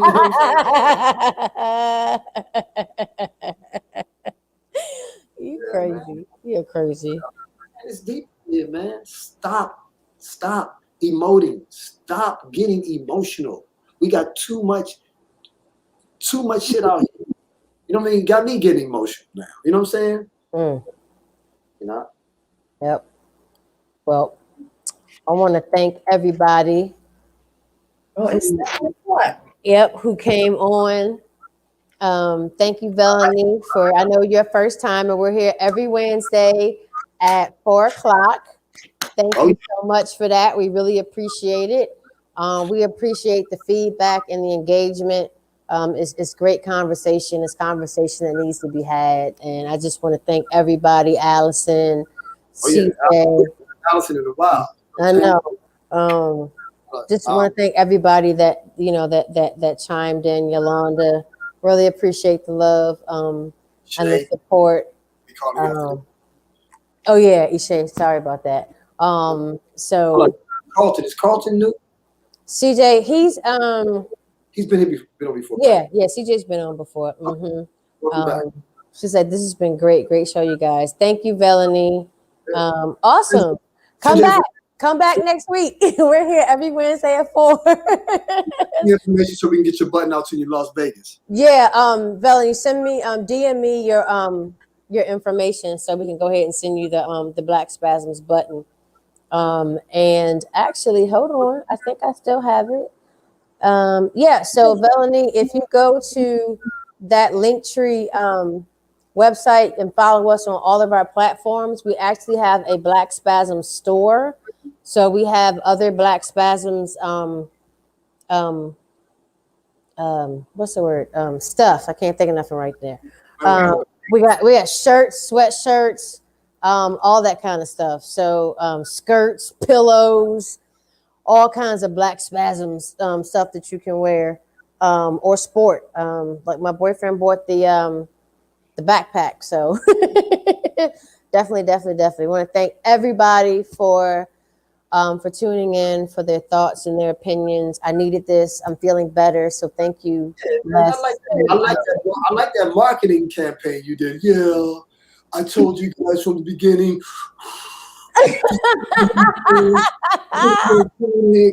I'm not well. I'm an empath. I feel here. It's right here. Things are really. Wait a minute, how you do it?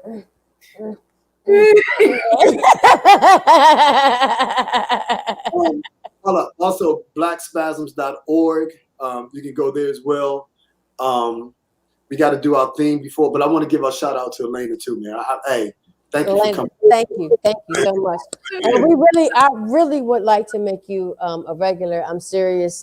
This was actually absolutely great. You can help rein him in. And it's just nice to have another female on the panel. You know? I'm getting Jermaine back here next Wednesday. Now, hey, get your pipcorn ready. and your drink, because it's gonna be like that. Before we go, can we say our theme? Yes. Mm-hmm. Okay. Alanna, you know this? I don't know. From Grandmaster Flash and the Furious 5? We say it every week. Okay, all right, we'll give you a pass this time. It's all about the money. Oh, ain't a damn thing funny. You gotta have a con. In this land of milk and honey. Yeah, man. That's our thing. We say that every single week. So with that, guys, I want to say thank you. We will be back here next week. Same black channel, same black time. Wait. I gotta say one thing. What? I was told if I didn't advertise my business, I couldn't call this person for a week. Oh, okay. Well, advertise your business. Go ahead. You should have said it earlier, but go ahead.